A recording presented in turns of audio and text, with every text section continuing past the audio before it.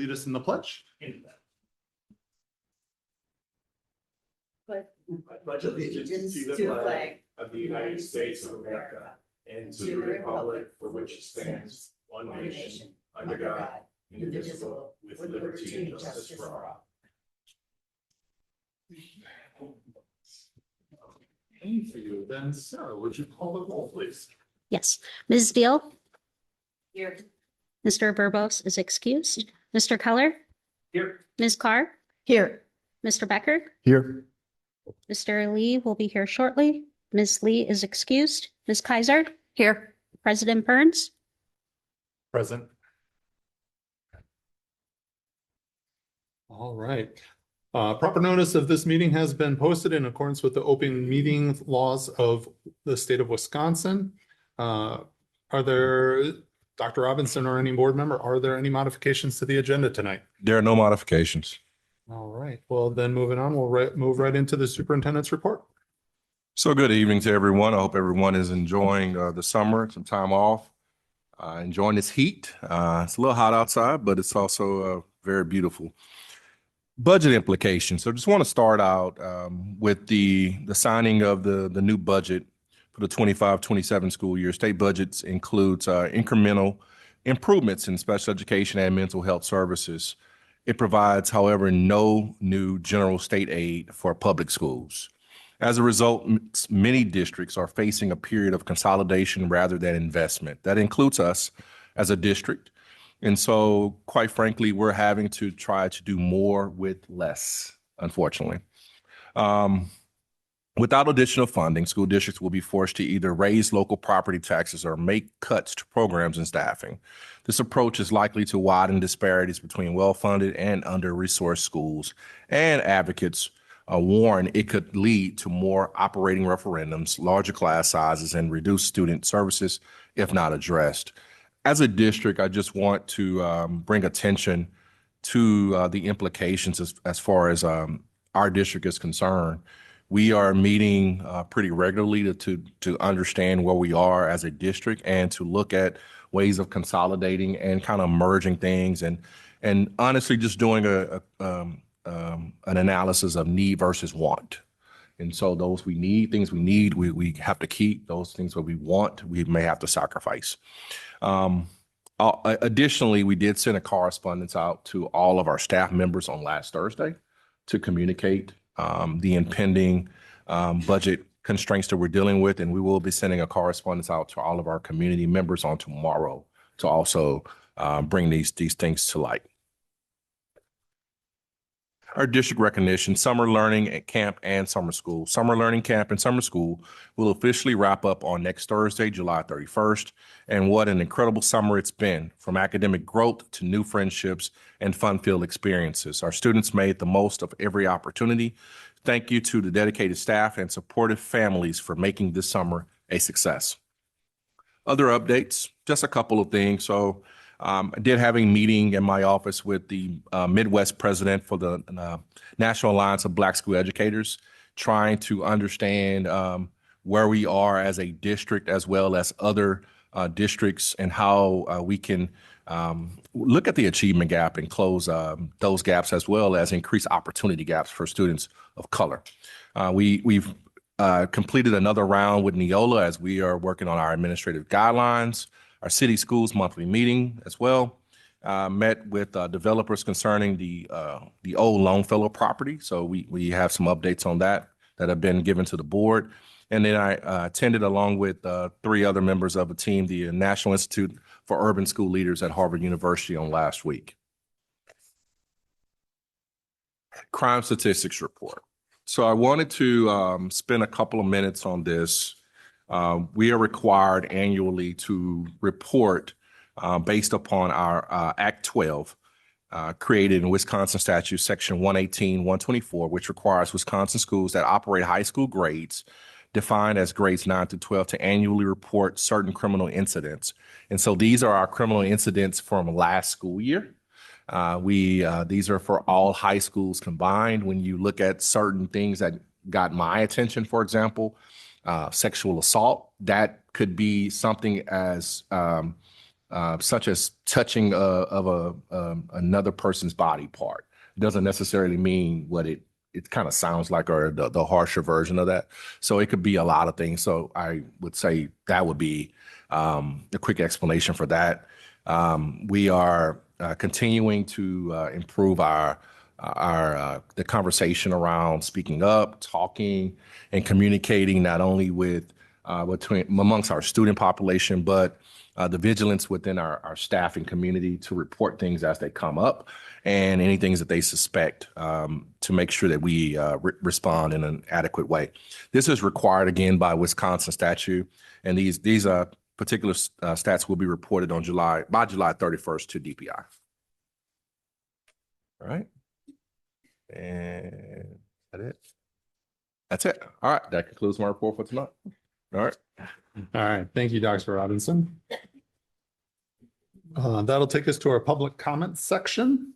So if there is anyone that would like to address the board, you have 3 minutes to do so. The board cannot discuss, debate, or act upon any item that is spoken of during the public comments portion of the board meeting. Follow-up to the comments may be made by the superintendent at the next regularly scheduled board meeting if necessary.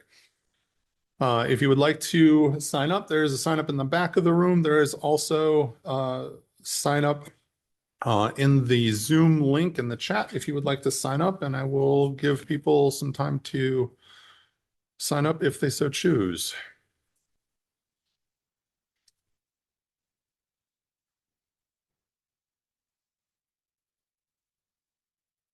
All right.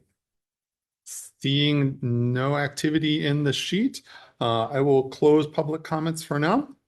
And we will move on to section 8, our board reports, starting with the review of the board calendar. And for that, oh, did I get rid of it? I did.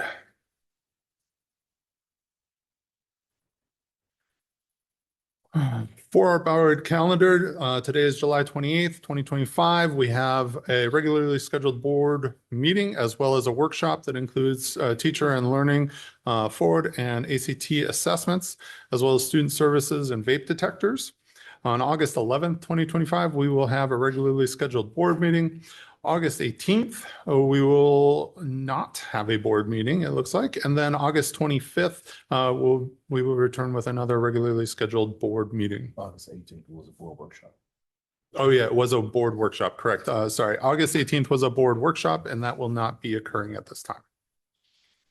All right, and then that will take us to our committee reports, with our first being from the Employee Engagement and Culture, Board Member Carr. Thank you. The Employee Engagement and Culture Committee met on Tuesday, July 15th at 5:40. We started the meeting addressing old business, and Dee Garcia shared our substitute programs daily rates versus the daily rates of surrounding districts. And in some cases, we are paying higher than daily rate amount compared to neighboring districts. So this information led to more questions. We asked if the fill rates would be higher if we used a staffing agency, because we learned some area districts use the EDGE staff and teachers on call. We also discussed focusing on other barriers besides daily pay. If it's not that, then what is it? We can't just say, let's stop the investigation. So we're just going to keep on with that one. We then discussed our resignation rate for the 24-25 school year, and it was 11.27 of our staff. And this information guided us as we decided to focus on let me say that again. This information guided us as we decided on a focus for the upcoming school year. Our committee's pillar for our updated strategic plan cites a possible 4 key performance indicators, which are KPIs. There's teacher retention, vacancy rate, employee engagement, and diversity in the workplace.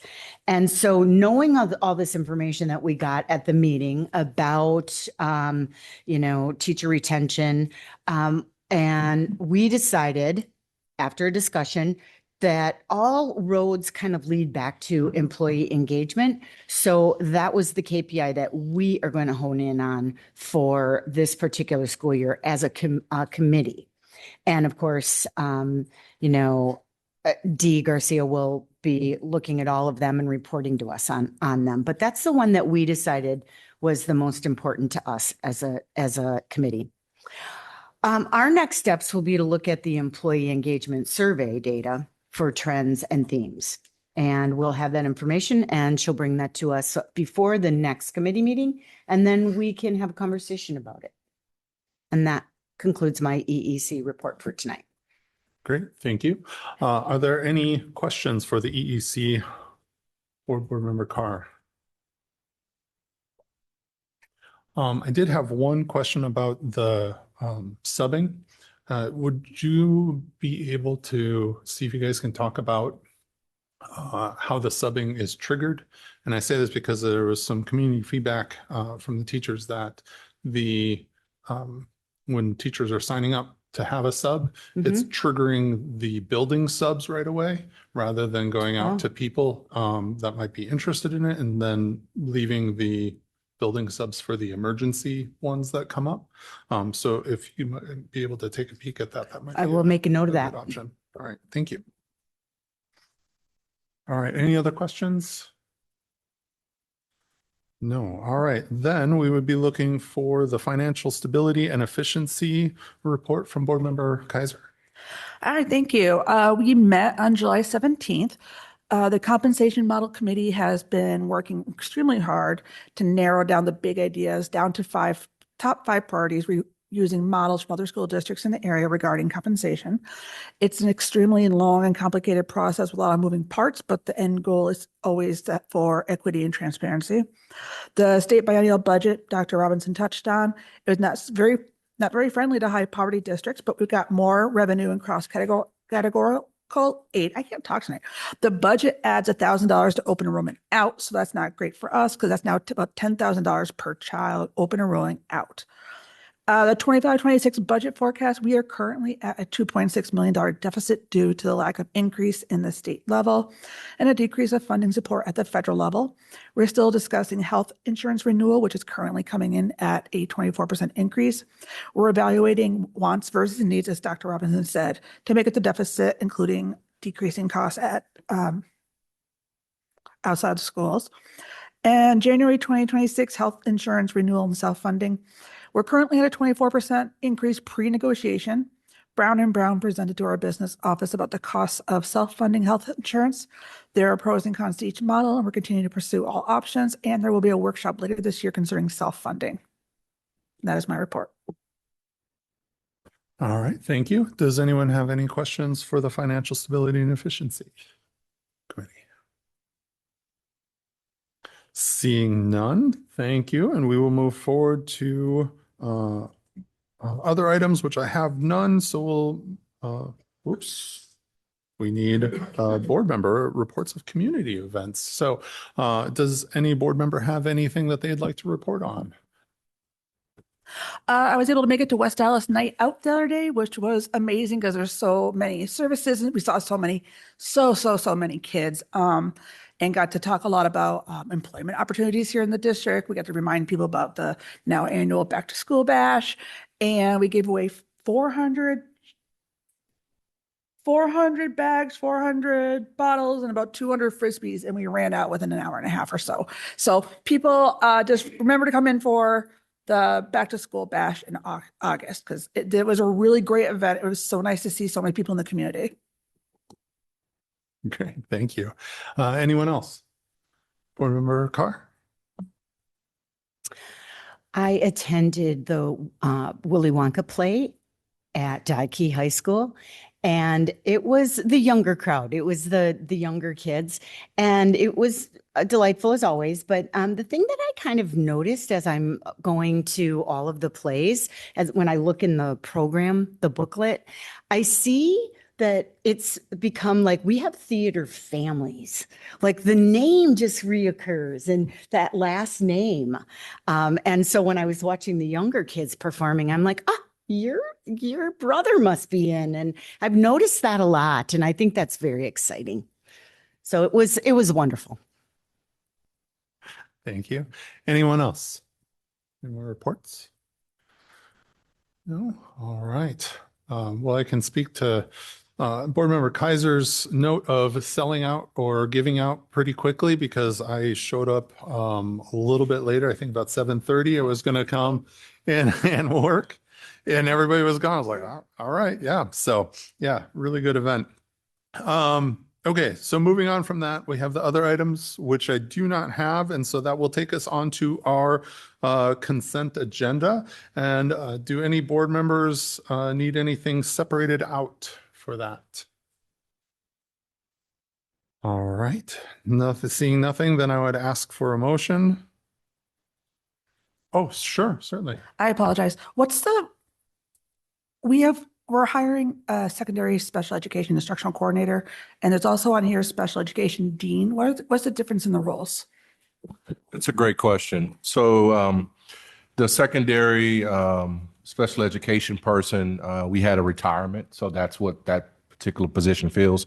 The dean position, due to the number of students we have at Irving who have the special education label, there's a need to have somebody to assist with the IEP meetings, the various needs within that's the particular student population. And so due to that excessive number, and because we've been flagged by the federal government for that particular program, there's a need to have some extra support for that particular. Thank you so student much. group. Thank you.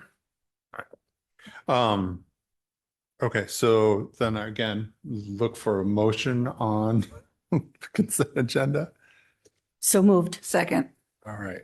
Are there any last questions before we move forward? Just to be clear, the consent agenda is 9.1, 9.2, 9.3, 9.4, and 9.5. Yes. Okay, thank you. Gotcha. All right. And that being the only question, then I would look for a vote. All those in favor? Aye. Those opposed? All right, so that will pass. That will move us on to our action items, and our first one being the extended international travel, spring 2027 field trip to England. And yes, Ms. Barash, you'd be starting us off, or is that going to be? Hi, Betsy. Hi, how are you? Good. I'll do that next. Yeah, I don't need it for right now. Hi, good evening, everyone. I'm joined virtually by Betsy Schmeiser, who is one of our fantastic ELA teachers and is looking to guide a trip for our high school students. And she's going to talk a little bit about what that trip will entail and the outcomes for the students who would participate. So Betsy, if you want to give a short overview of the trip, that'd be wonderful. Hi. So, this past spring, we actually were able to go to England with a group, and it was really great.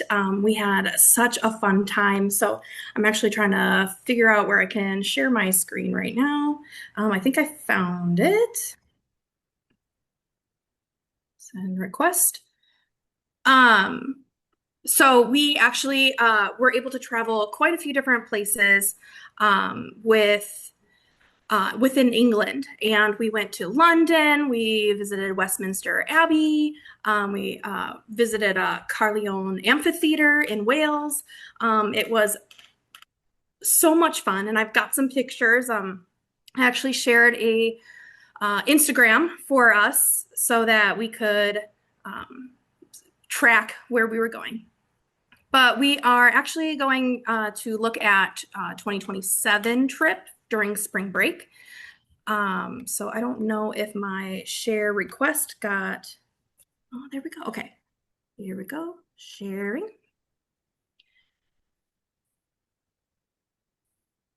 Are we seeing anything? Working on it. So here are some pictures from our trip.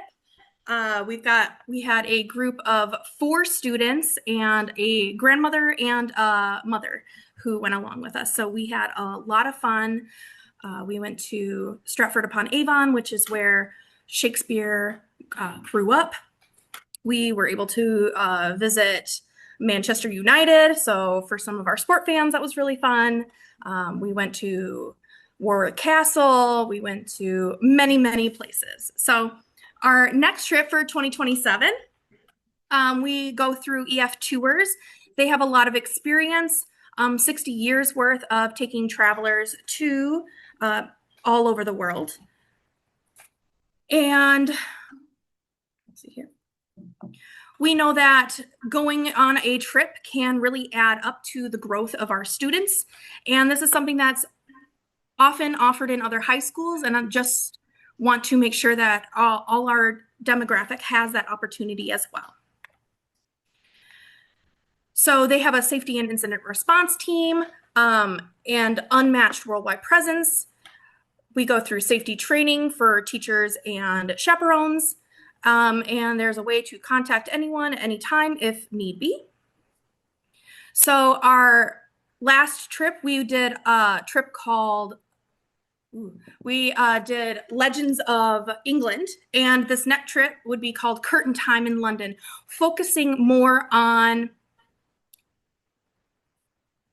performance and theater in conjunction with English throughout London. So we'd be able to go participate in a Globe Theater workshop. The Globe Theater is the theater that William Shakespeare created. We would be able to see a couple different theater performances, go to some iconic sites such as Big Ben, Westminster Abbey, etc. We would visit Windsor Castle, and we'd take a guided tour of Oxford University. So this would be what we would be doing. We'd be about 5 nights in London. The dates we would block off. Obviously, I know we don't have our calendar for 2027, but we typically have our spring break toward the end of March, early April. So we'd be looking around the 28th of March to the 3rd of April would be our best dates. And our cost would be around $3,969 for students and $4,519 for adults, with a $300 enrollment discount if you enroll by the end of September at the deadline.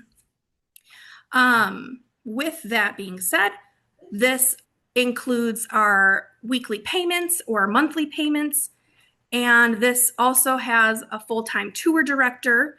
All transportation is covered, as well as the round-trip flights. This is all input into the cost. Breakfast and dinner daily are included.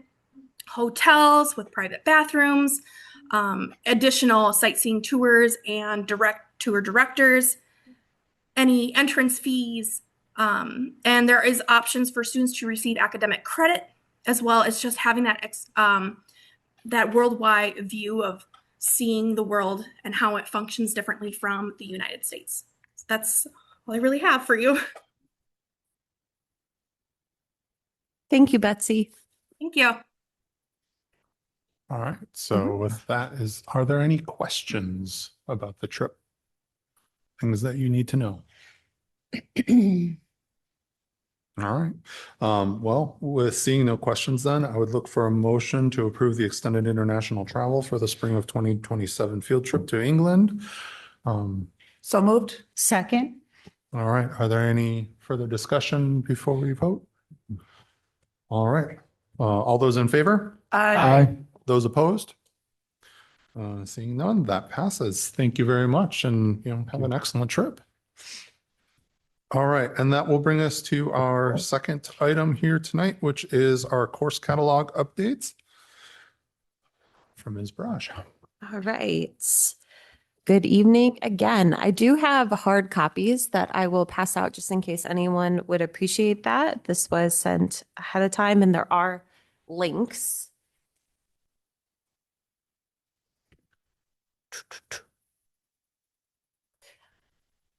Let me make my screen a little bit bigger. So as you know, this is an annual item to bring forward any changes or proposed changes for our course catalog, which is what all of our students and families use at the high school level to determine their pathway and all the courses available to them throughout their time with us here in West Dallas, West Milwaukee. The changes I'm proposing tonight are brought to you in collaboration with our counseling team across the 3 high schools, as well as teachers who provided input on needed adjustments or changes. So the first 6 changes you'll notice are for this upcoming school year and the following school year. And the reason for that is those are just necessary updates per courses that have been approved, such as the multilingual courses that were approved on June 9th, as well as the rest of the changes will not impact scheduling for students. And we want to make these changes available to students as soon as possible. And then the remaining 7 will be reserved for the 26-27 catalog, as those would impact and change scheduling for students. Those remaining 7 do remove prerequisite requirements for courses that have become a barrier for students to take, as well as per board, as well as student input, would like to increase opportunities for our 10th grade students to be able to take more advanced coursework through some of our AP courses. And that is definitely in alignment with area districts to offer and allow for our 10th grade students to enroll in the courses that you see on here. And so I am happy to speak to any of the changes and elaborate on the rationale. And so I'll just pause there for any questions or areas you'd like me to elaborate on. Board Member Carr, go ahead.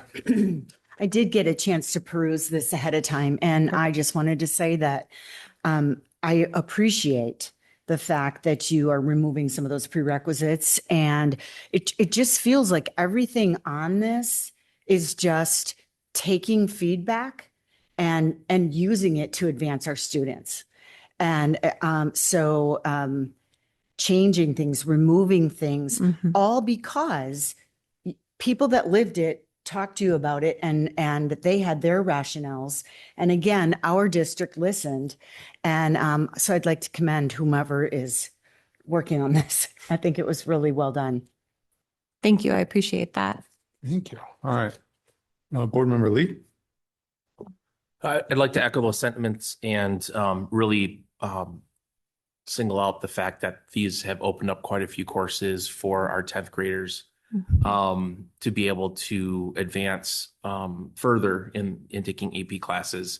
I think that was something a student mentioned, and thing that some board members, including myself, had mentioned is important to give those who would like the opportunity to not only allow upperclassmen to take those classes, especially with other abilities to take some of the required coursework over the summer. It opens up slots that then now can be filled with an AP course if that student so chooses. So I really also want to commend that. And I think that will be a great opportunity for students in our district to be able to advance their coursework here while they're here with us. So thank you for that. Thank you. Oh, great. Thank you. Any others? Add real quick. Yeah.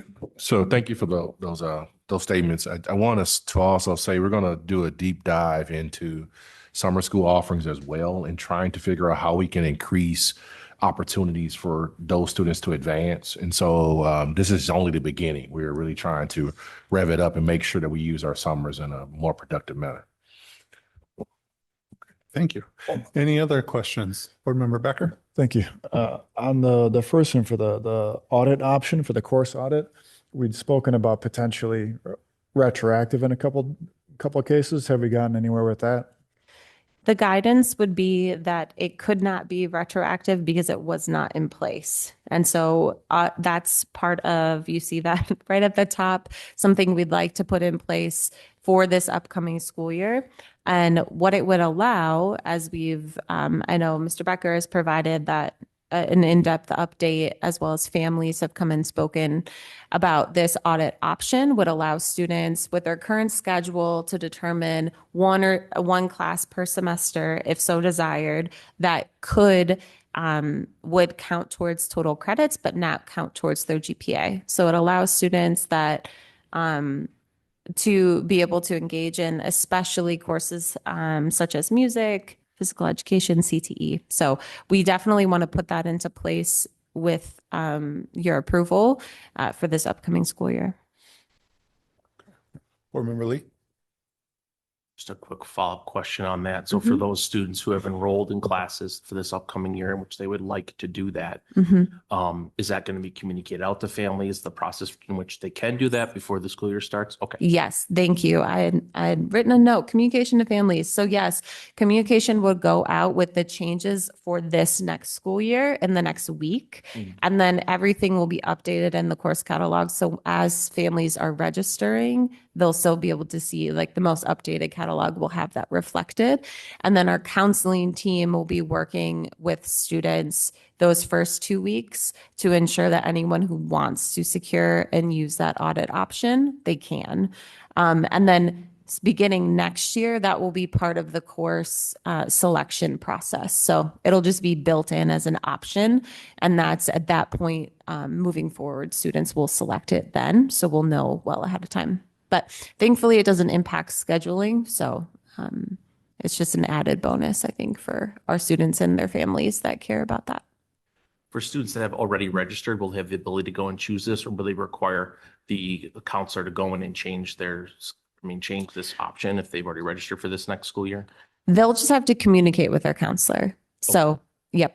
So, okay. And we have built out a process, and I've been working with the counseling team since the spring on like, this is a likely thing coming forward. So we've been working on like the Skyward side, and we'll have all that prepared.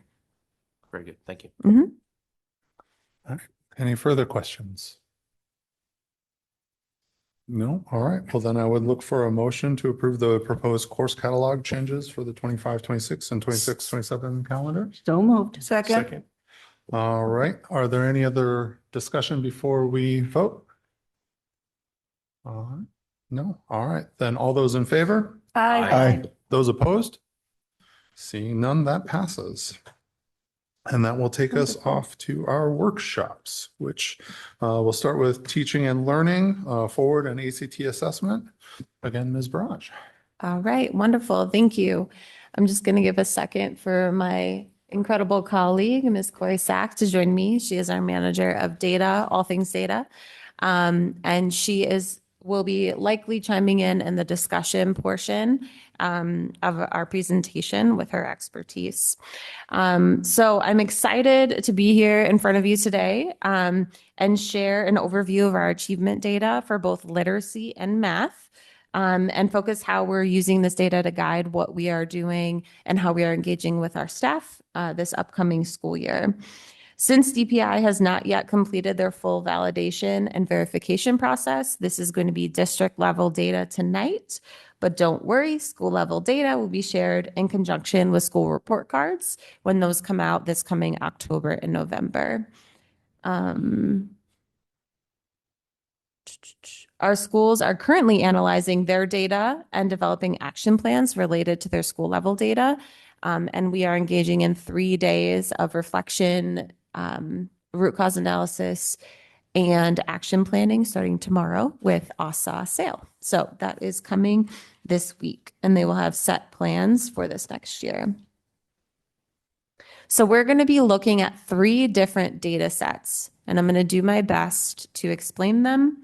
If you have clarifying questions, I definitely welcome those throughout, but more in-depth questions, if you want to just make a note so we can discuss at the end, that would probably be the best way to move through this presentation because it is quite lengthy and in-depth. But the 3 data sets we're going to look at for both math and ELA achievement are year-to-year comparison of grade levels. So that is one group of students, one group of 4th graders, and a different group of 4th graders, right? So year-to-year comparison of grade levels.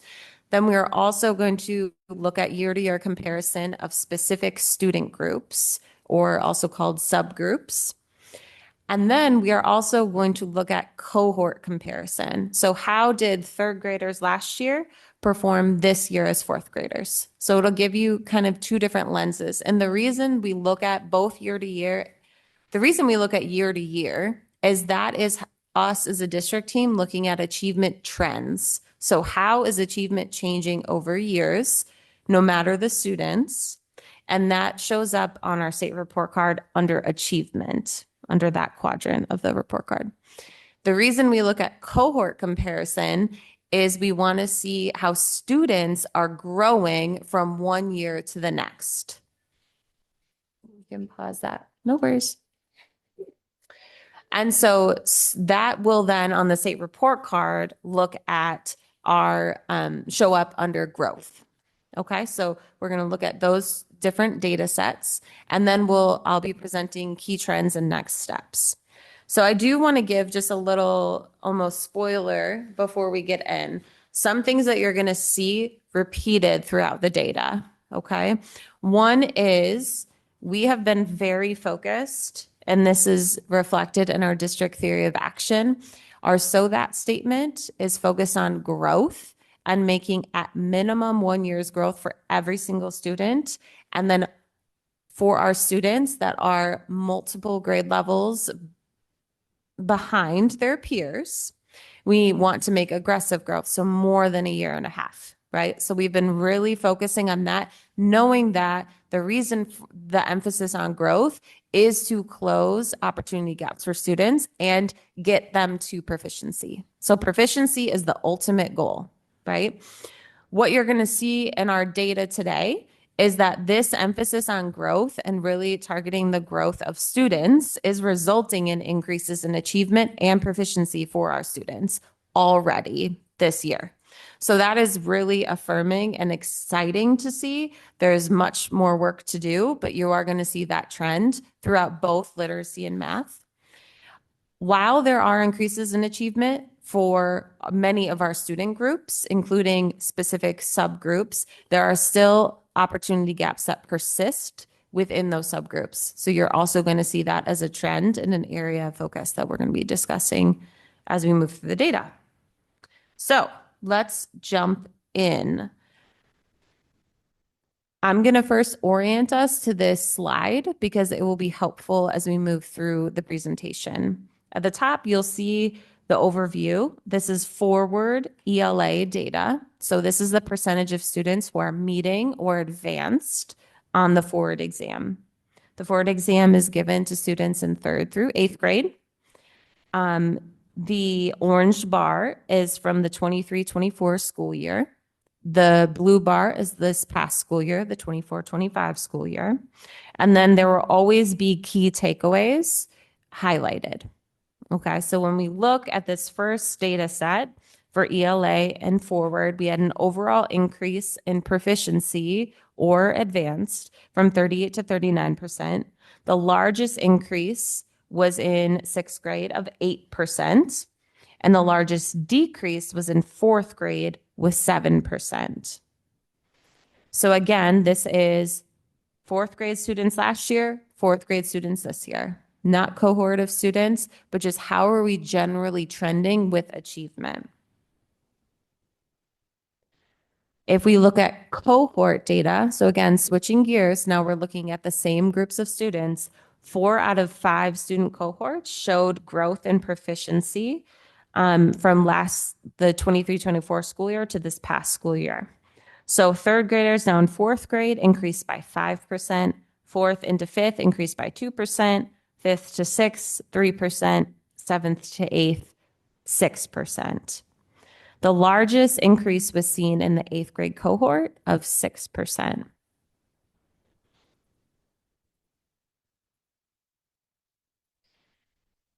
Now we look at our specific student groups.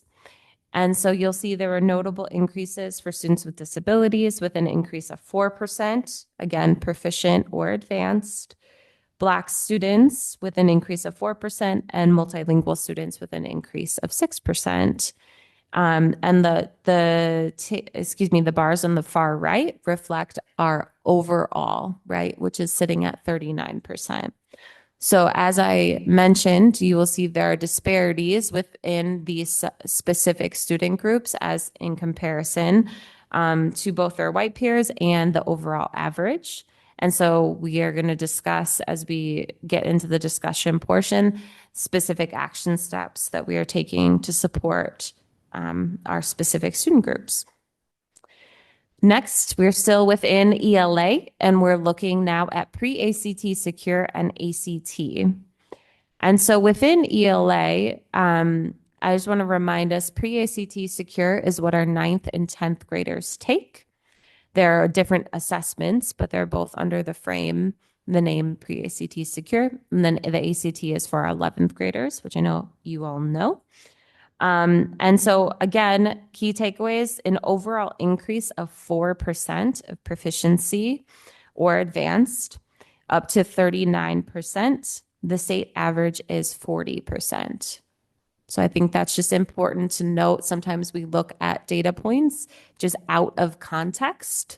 I think out of context within even our state and then nationally, right? So the state average is 40%. We are currently at 39. You see there's a significant increase for our 11th graders of 14 percentage points. 10th grade maintained, and then a slight decrease of 2% in 9th grade. But then when we look at cohort data, the 11th grade group of students who were in 10th grade previously did increase by 1%, right? They also outperformed the previous 11th graders by quite a bit. But the 9th and 10th grade cohorts did decrease, those student cohorts. And so that, again, really helpful information for us to look at what's happening within our first 2 years of high school. How is that transition into high school in our literacy classrooms? And what are we doing differently to support that cohort of students, both the 9th and 10th grade cohorts, as they move forward and get closer to taking the ACT? And then here is, again, our specific student group data. And you'll see minimal changes across the subgroups, either with like a 1 or 2% increase or a 1 or 2% decrease. So staying in around the same range for our high school students who are in these subgroups. Okay, now we are going to move into the math achievement portion, and we're going to begin with forward. So overall increase of 1% for our 3rd through 8th graders on the forward exam. You'll notice 3rd and 7th grade saw significant increases of 5 and 4%, modest increases in 5th and 6th grade of 1 and 2% respectively. And then there was an 8th grade decrease of 8%. But what I want to highlight for that 8th grade group, so again, in comparison to the 8th graders the previous year, it was a decrease, which we want to see that continue to increase. That's without question. But that 8th grade group of students from their 7th grade year to their 8th grade year did increase by 5% in terms of achievement and proficiency. So I'll repeat that again. While in comparison to the 8th graders' peers the previous year, they didn't perform at the same level. And we want to see the trend to be increased achievement across all of our grade levels. I still want to name that I am proud of that 8th grade group of students because over the past year, they did increase by 5% who are meeting or advanced on the forward in math. We also saw increases in 4th and 5th grade. And then the decreases were 1 and 2% for 6th and 7th grade within those cohorts. So more or less maintained proficiency. And then here you'll see a similar pattern, but I also don't want to take away that multilingual students did increase. It was a 5% increase up to 14%.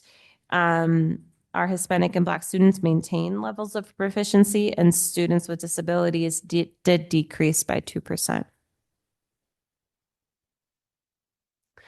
Now looking at pre-ACT Secure and ACT for math, again, overall increase, you're starting to see a pattern, overall increase of 1%. From 29 to 30%, the state average is 31%. So again, just to put that in somewhat into context of 31% is our state average.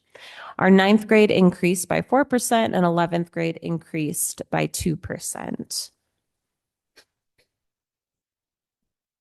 And then looking at cohort data, the ninth grade cohort did increase by 1%. And then there was a large decrease for our 10th grade students. So ninth going into 10th grade, there was a 10% decrease. So once again, thinking what is happening in our algebra classes? And what skills prior to that are students coming into that transition into high school and needing additional targeted support with lagging skills. And that's also coupled with the conversation we've been having around a need for a core resource at the secondary level for 6 through 11 that is research-based, comprehensive, includes coaching and professional development. And so we can't ignore the power of strong universal instruction. And when you don't have all folks on the same page using the core resource consistently, that is an area that we will be focused on. Here are, once again, the different subgroups or student groups. Black students did increase with 5%, and increases in proficiency for our special education and multilingual students by 1% and 2% respectively. And our white students maintain their level of proficiency. So 4 key things that I want to make sure that we highlight within this data. The first is growth is beginning to realize in positive achievement trends. There were overall increases across both literacy and math. And while those increases overall were 1% within different student groups and within cohorts, we did see increases, and we are seeing that trend of an increase in achievement. Literacy achievement trends. So the year-to-year comparison shows increases in percentage of students meeting or advanced across 3rd through 11th grade. The student cohort data shows increases in proficiency for 3rd through 8th grade and 11th grade. So again, that 9th and 10th grade is what I've already pointed out are areas that we need to put some more effort and strategy behind those that transition into high school. And then math achievement trends, the year-to-year comparison shows increases in math achievement for grades 3, 5, 6, 7, 9, and 11. However, the student cohort data does show a decrease in proficiency, and you'll see that's with our secondary folks. So really need to, again, we're going to talk about specific math next steps, but you'll see that our math achievement trends, there's a clear focus needed at the secondary level. And then lingering opportunity gaps for specific student groups. So despite efforts to support all learners, there are significant disparities that persist in learning experiences for specific student groups, and that has resulted in lower levels of achievement for these groups.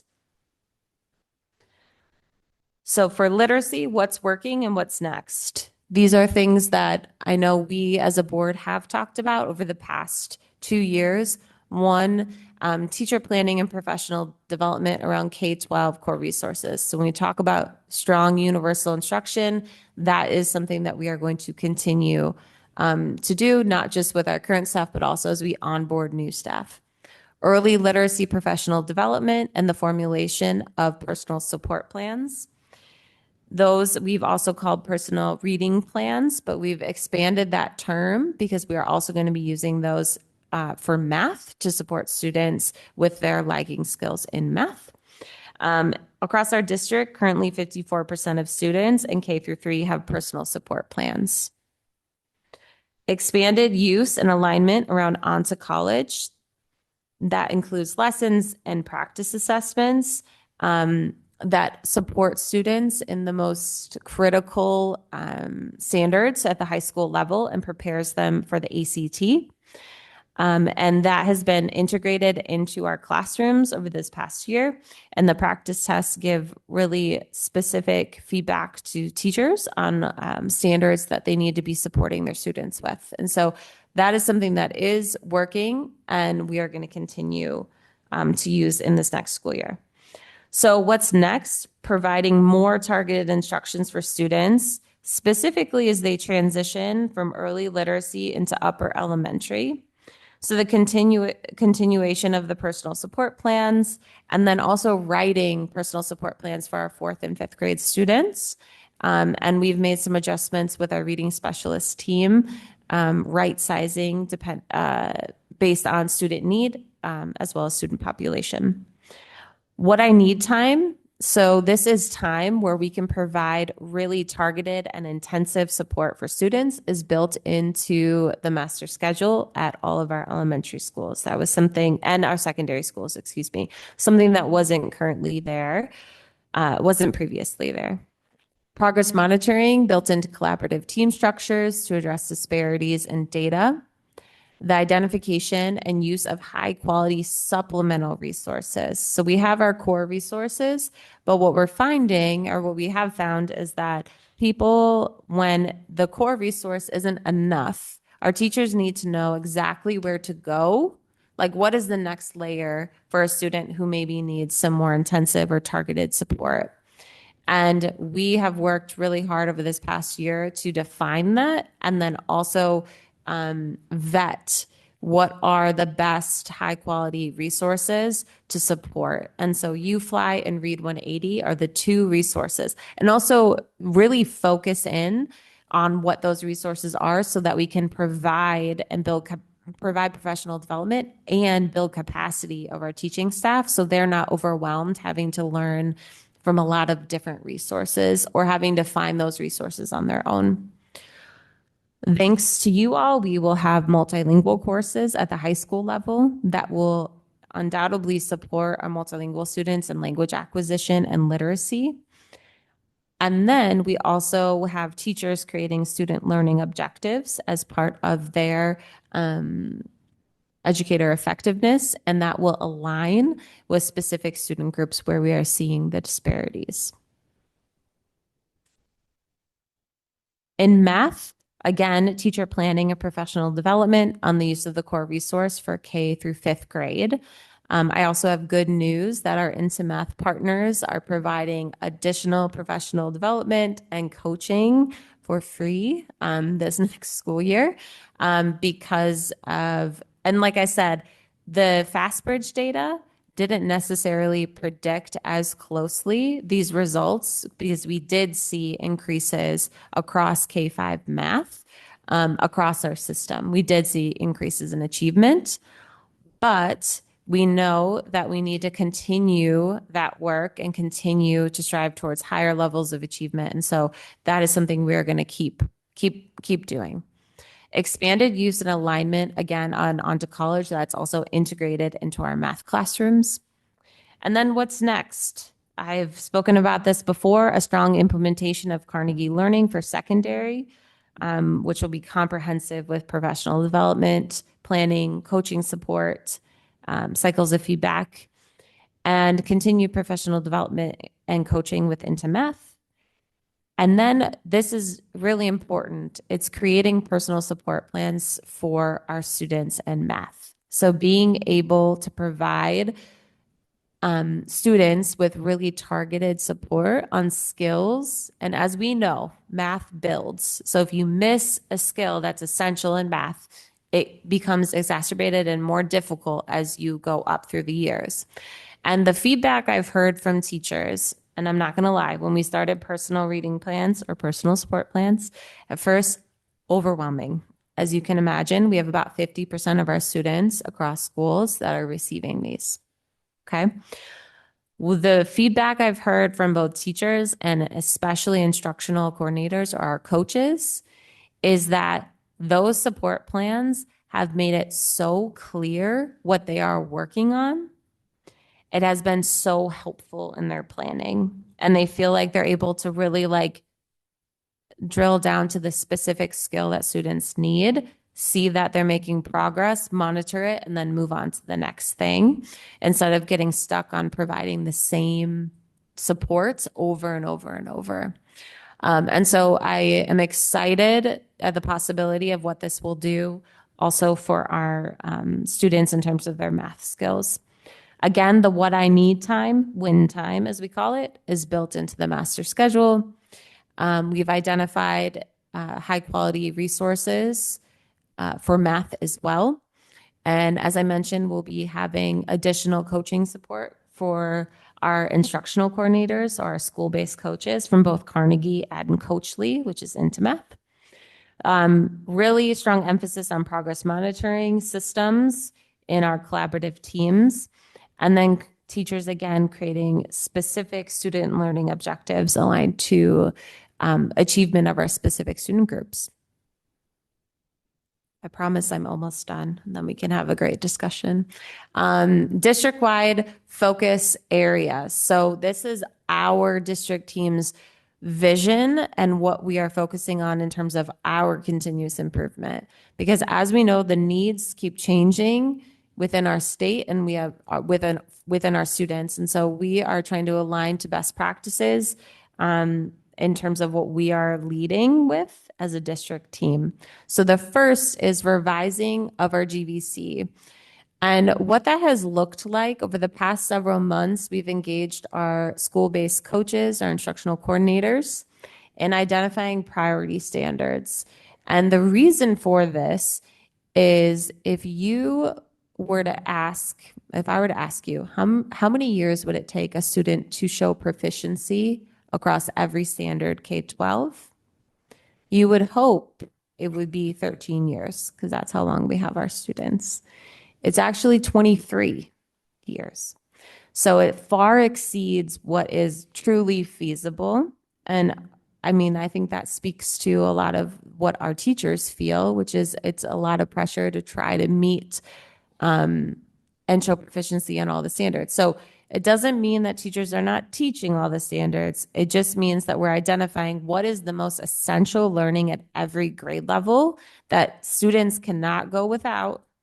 And again, this is in alignment with best practice to really have priority standards and then also have our assessments that are checkpoints to monitor progress towards those priority standards.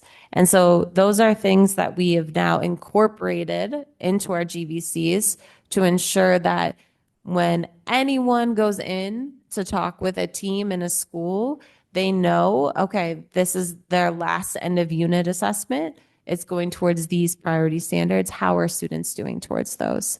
So we should not be surprised when the data comes in the fall, in the spring, and next year. The second is reinforcing our collaborative teams. So we have collaborative teams. They have also been called grade level teams that operate in our schools. But we've done some learning as a leadership team around how to make those the most effective and meaningful for our teaching staff. And so we'll continue to build capacity with all of our staff on collaborative team processes. And then refining our EMLSS system. So the first two are really speaking to really great universal instruction, making sure all students have an excellent learning experience in our classrooms. The third point is getting at when students don't show mastery, when they aren't yet at proficiency, what are we doing? What are our next steps? And that is providing more targeted or intensive support to students. And so we've worked as a district team and we'll be supporting all of our school teams with currently like kind of redefining who is doing it, when is it happening, with the incorporation of win time into the schedule, who is owning these different layers of support for our students, what resources are they using, which I referenced previously, those supplemental resources, et cetera. So really just building on what we already have as a system to provide more clarity for our schools. The fourth is addressing disparities in data, so building capacity around progress monitoring and data protocols in collaborative teams. And then finally, defining our adult learning framework. So our adult learning framework is something that's coming out of our ASA SAIL continuous improvement time. And this is really our full leadership team. So every principal, AP, coach, our district leadership team, it's our vision for instruction and then how we're going to build capacity of the adults in our system to ensure there is high quality universal instruction. And so that's not something, again, that previously we have had. I think if I asked everyone here on the board, they would have a different definition of what does high quality universal instruction look like. And so it's been a really incredible process over the past year of learning with our leadership team, building their capacity to understand best practices from across the country and world. Like, what are we pointing to as like really strong instruction? And then having them develop this with us. So it's not something that Alyssa thinks this is what best universal instruction looks like. This is every single member of our leadership team. So 75 plus people saying, this is what we believe is best. And then this is how we can monitor and support through coaching and feedback cycles our teachers to ensure that students really are getting that. Because they, as people say, you can't intervene your way out of a tier 1 challenge, right? So if universal isn't great, then we're creating more gaps and we don't have enough time in the day to fill those gaps. So we need to get it right and do well the first time with our students. So again, this is everything I shared on this slide is really born from our theory of action and things we've learned over the past year, which has blossomed into this theory of action, which is guiding us into this next school year. You'll see we're still holding a very rigorous goal around growth. I'm excited to see our student growth data on the state report card in October or November when that's released to us.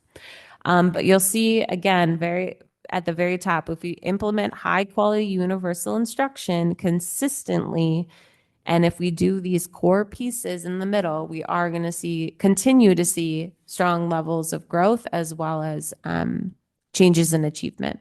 So the next update you'll hear from me regarding data will be in this November, where we will review fall FastBridge screener results. So give us a baseline of where we're starting this next school year, and then the release of the Wisconsin State report cards, which will have school level data at that point.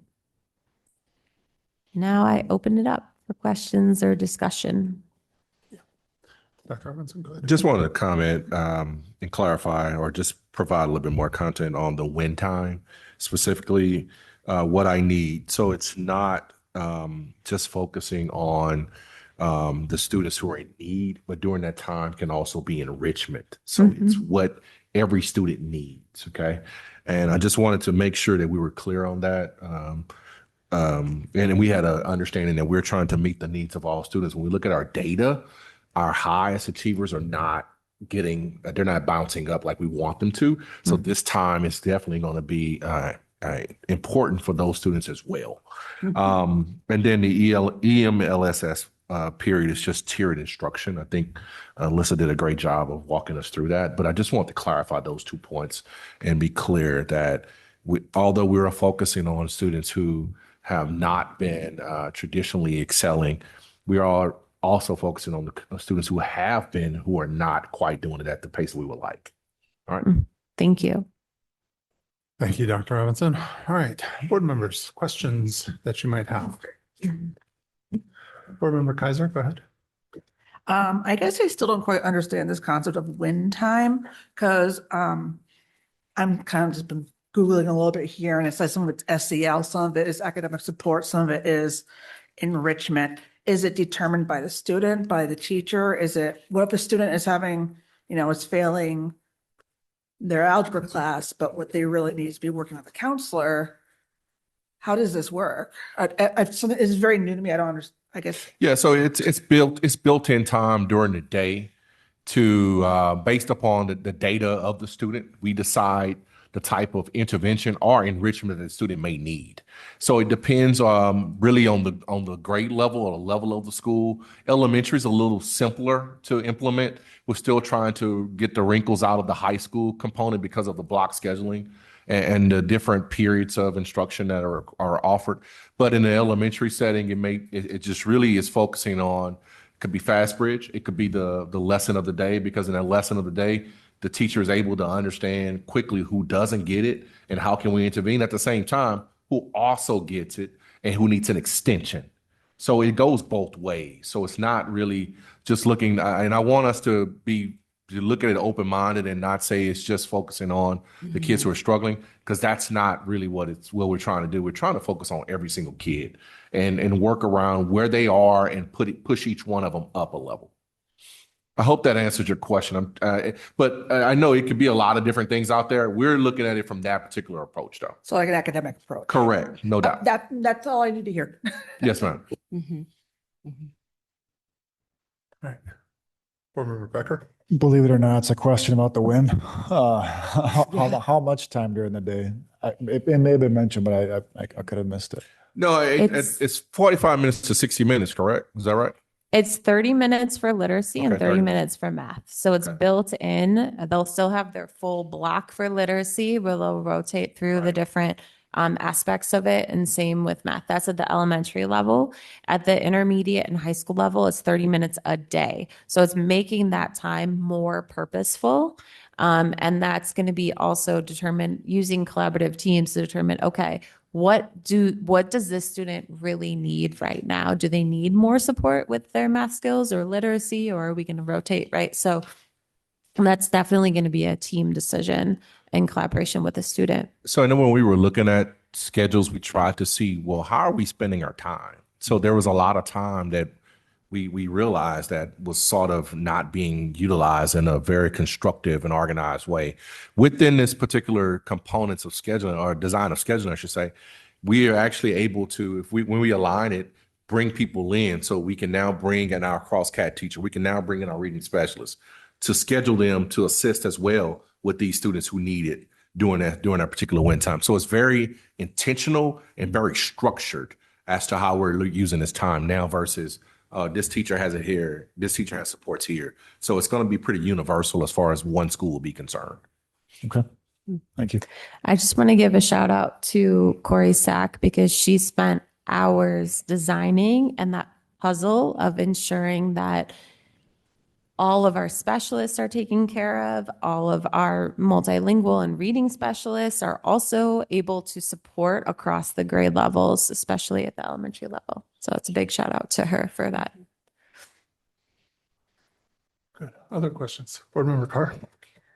Oh, I have an absolute love-hate relationship with wind time. And I know much about it. And I'm so glad that Dr. Robinson clarified because it can really go awry very quickly. Sure. If not done well. And so I probably would want to even come and see it and see how things are going. Yes. A couple of things. So it can turn into a big old study hall if you're not careful. You know, it can, you know, that teacher takes that group back, has a lesson in, you know, do the math and the supplementary material going on and everybody else kind of fends for themselves. And so it's got to be extremely purposeful for every single child in the room. And I wanted to say, Kristen, I can make it clear because one of the ways that I distinguished between, you know, a tier 1 instruction and then going into small group instruction and things like that was that when you do wind time, there's technically like no new learning going on. What you're doing is you're taking that universal instruction and maybe there's no new learning. So whatever they're doing, it becomes very individualized. It's just a relabeling of what we're already doing in my Exactly. school. It It's a is. dedicated time. It's just a relabeling of the name of it. So I'm Yeah. fine. Yep. I understand. Yeah. Where I come from, we call it the intervention period. Yep. And I did not want that to be the ideal because Yep. you're missing a whole segment of your student population. Right. And also Right. it's them and us. Yeah. And we have students who Yes. will say, well, it's their time, so we get to do that. I'm like, no, that's Right, not how it this works. becomes Yep, I'll got just you. go be quiet and you work with these kids that need you. My other question is, so we've talked a lot about collaboration and we've talked a lot about planning this all out together. And I can really see that being an asset and all hands on deck in the room. And the model that I've seen done, even in our district in the past, you actually, like the third grade cohort, you might even switch. You might go to another room. Like, for example, these 12 kids that are really excelling and are working on this, they might go and work with this teacher or over here. So is that the model that you'll be following, or is it just going to be kids Yep. in their own homeroom? It's definitely possible that that will be happening. Yes. So I think something that's important to note within literacy, we have for our most intensive students who need most intensive support with literacy, we have reading specialists, which is an incredible asset across our schools. With math, we don't have that on the math side. So having specific teachers trained in the supplemental resources that we've identified will lead to, strong collaboration among the team to be like, here are the groups that I'm pulling. And ideally within 30 minutes, it's not one group is going back. You're rotating through like 3 different groups and it's really targeted on a specific skill. And so there could be 3 different sets of students within that class period that are joining you. And then we also have really amazing resources beyond that where students can be working. And our staff has worked really hard over the past 2 years on small group instruction. So I feel really confident that that time will be really purposeful. But yes, so it is done in collaboration. And I think also just to expound on that, we really are trying to take advantage of the expertise and the level of knowledge that our teachers have. Some have more knowledge in the math area than the reading. If you would ask me, I would take the math group all day over the literacy group. So I think that opportunity, when we talk about a structured schedule, it allows for that to happen because all third graders are doing win time together. Then that teacher can say, hey, I taught this lesson. I had this amount of success on it. Let me work with the kids who did not. And that's a situation that could definitely happen inside of our schools. Yes. Okay.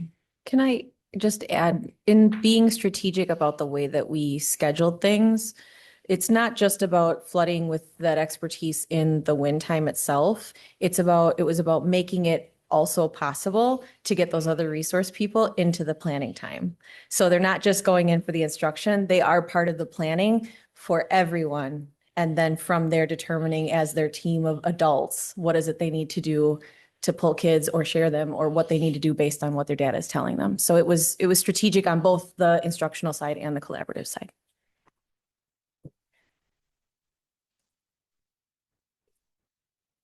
Okay. Other questions from the board? Board Member Lee? First, I want to say that I'm really proud to see the growth that we've seen in our students and those test scores over the last year.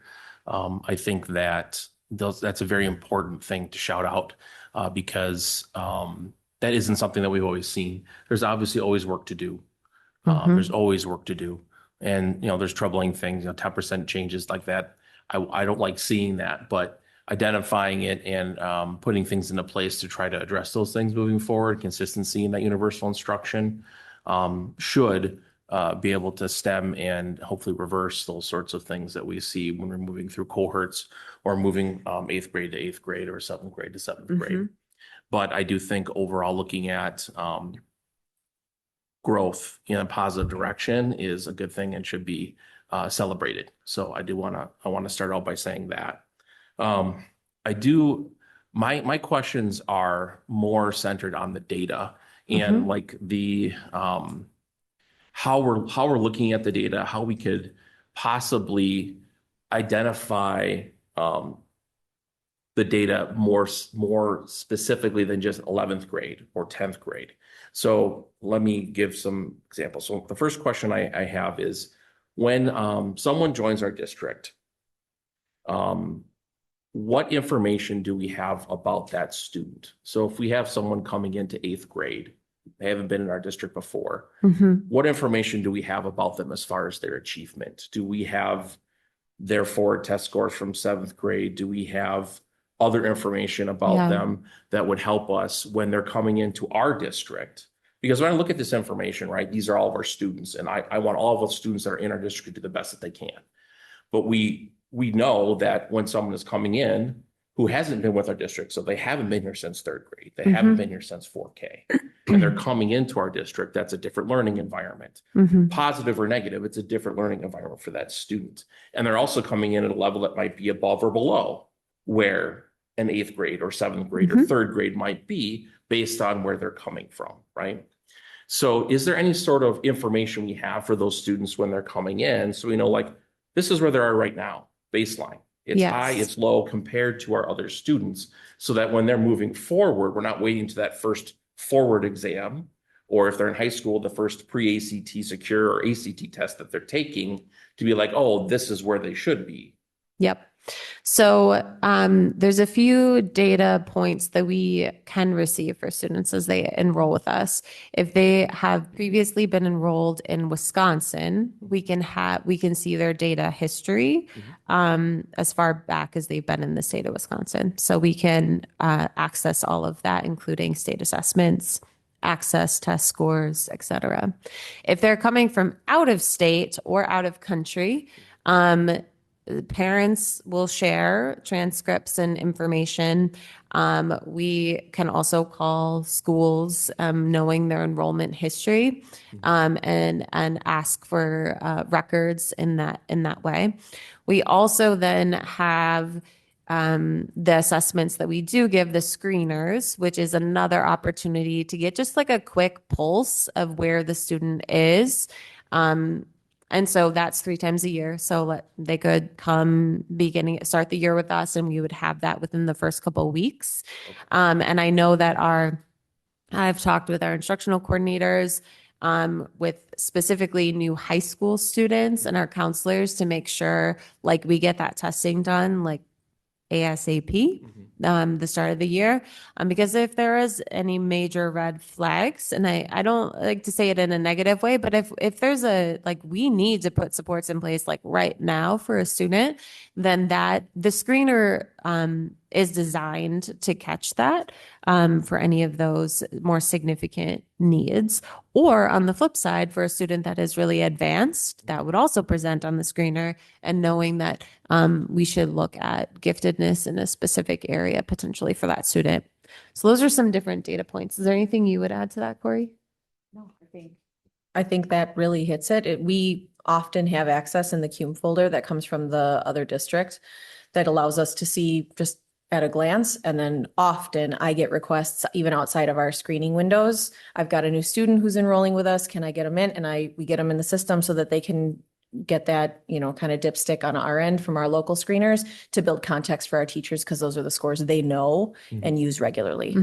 Okay, so if someone joins mid-year for whatever reason, moves in or whatever, they are tested right away, so we can give them an idea. They're not waiting until, we just did it, and so we're not going to do it again until winter or spring. No. Correct. And you can know right away, like, okay, we know where this child is. Correct. And if they need either support or they need to be challenged more, we know that, and we can right away. Yep. And even like specifically speaking to our multilingual students, we have to do that within 30 days. It's typically done within like 3. Because as we bring a student in, we really want to know, like, where are you? What do you need? And that then the teacher can design their schedule around supports. Okay. All right. So that's good to hear, because I think that a lot of times, instruction is different wherever you go, wherever you come from, whether it's different state or different district next door. And so I think that ensuring that we're not just like, oh, well, they're in 9th grade or they're in 7th grade, they should know this, or they should be. And it's not until weeks later they realize, oh, they don't know this, or they're way in front of that, and we've been, holding them back. I think is really important to ensure that, like, when we're looking at these scores, from 11th grade, well, what does that mean? Is that, well, they were here from 3rd grade and they moved all the way through our system, and this is where they're at now, or they showed up for 11th grade and this is where they're at now. So I think to me, that's a big difference. And when you're looking at how good is our district at educating students? And something that's exciting is with Wise Dash Local, it does allow teachers to see that historical data for the students that they work with. So they can see those trends, whether they've been with us the whole time or if they were in other districts across our state, they can see that trend, that information. So that's different than in the past. We haven't had that much data at our fingertips. It's now making sure every staff member really understands what the data means. Okay. All right. And just to also comment on that too, what Alyssa just said, we're working with our leaders to understand how to use that data. And then they can train their teachers in how to use that data. That should be a talking point. Like we should be using our dashboard to talk about. So when I'm visiting schools, I'm telling principals right now what they're listening. I'm going to have a kid in mind when I come to the school and I want to talk about that kid. And I want you to tell me, why am I talking about this kid? Because we should know if a kid has so many absences. If they have a lot of absences, guess what they're also going to have? They're going to have low achievement levels. So we have to start really digging down deep into understanding what our data says and and how we can kind of turn the page on that. So it's just really using what we have at our fingertips.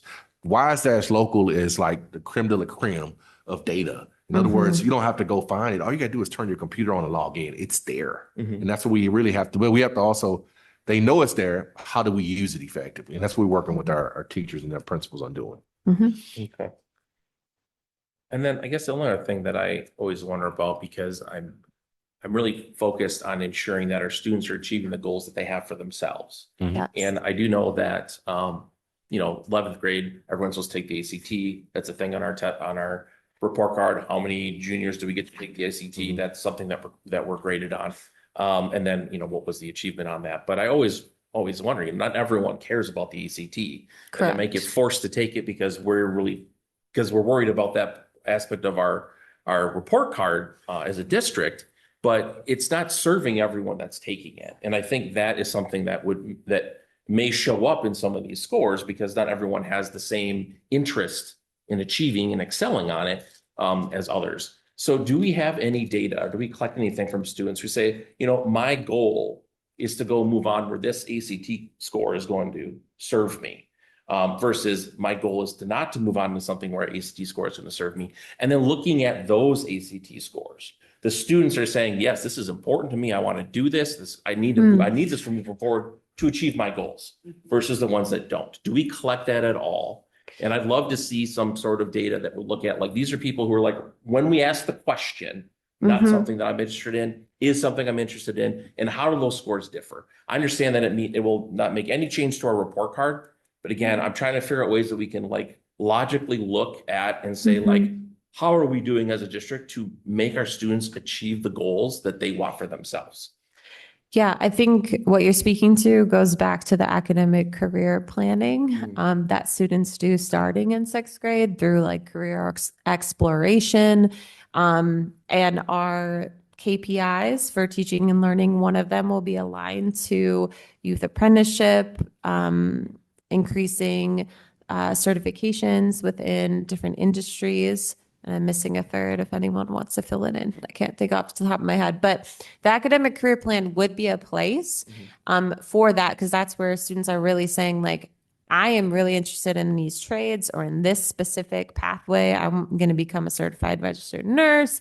So I think that would be a place. And I can look at that to see if there might be an opportunity to select, are you looking more at this or that? Right. It could be an interesting data point to look at. I think it's tricky with students because you also don't want to say, I never want a student. I just want every student that leaves us to have every opportunity available to them. And I know you want that too. And I think sometimes if we say this or that, it can kind of get in their heads of okay, I'm not going to try maybe as much on these assessments, or this isn't as relevant to me. But we also we can't predict the future and what the future is going to hold for our students. We just want to make sure that they have, my goal is that they have everything, right? They have the highest score possible for them on the ACT, and they have those pathways. I feel like I'm at the Oscars and I'm getting Sorry. so that's my time. Yeah, Thank you. yeah. Thank you so No, much. Wrap up. that was not intentional. No, Um, I did want to add something. That's what I was trying to do. I was trying to get my Well, look. So with our it sounds loud. With you know what I think I am on, am I? Seems like a loud. It does seem like we're not really close to that. All right. don't bring it Back closer. up a little bit. With our new college and career readiness coordinator, part of that his responsibility is to do a better job of tracking the pathways of students. And with our access that we currently have with Zello, we're not doing a good job of that. We're not taking advantage of the technology that we actually have access to. That means creating these plans, these personal graduation plans. That means that if we have a personal graduation plan and the kid says, I'm not going to college, that will be a kid that we can look at his ACT score, his or her, and then we can make that decision. So we are going to do a much better job of that now since we have a person designated for that. So that is a data piece that we're going to be really focusing on for improvement. Yeah, and I just want to be clear. Obviously, I want everyone to do what they want to do. Yep. But in the reality of looking at, well, you're looking at a composite score, right? Or composite achievement for an entire district, which has, hundreds of students that are taking this test every year. And I'm not saying we should say, well, do you think you're this or that? Just say, what do you want to do? And then we can categorize that. We can stratify that into, okay, well, if you want to be this, probably not going to need the ACT for that. That's not going to help you. And so that goes into one bucket versus another. Yeah. And so I'm saying this, the kids should choose. I think we choose based on what they say they want to do.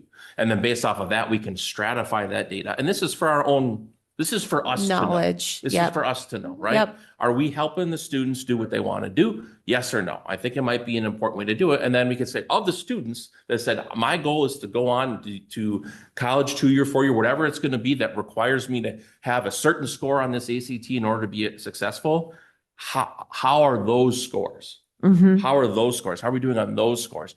Are they to the level that they need to be to achieve their goals? Yes or no? And if not, why not? And what can we do to help them achieve those goals? Yeah, I think there's just so much more data we could get into in terms of the both college and career readiness pathways. And so I'm excited to kind of dig into that with Robert Joyce. Yeah, so the categories that you were speaking to are advanced course, industry recognized credentials, dual credit enrollment, and or work-based learning. So those are the 4 categories. I had to look it up myself. That's what the music came on. Those are the 4 categories according to the report card that are scored by the state. And so one of our goals, given a sneak peek for our new strategic plan, will be focused on increasing the percentage of students who participate in one of those 4 categories. So that's going to be a direct goal for our new strategic plan. So the way that again, it's about options for students. It is truly about creating options and opportunities.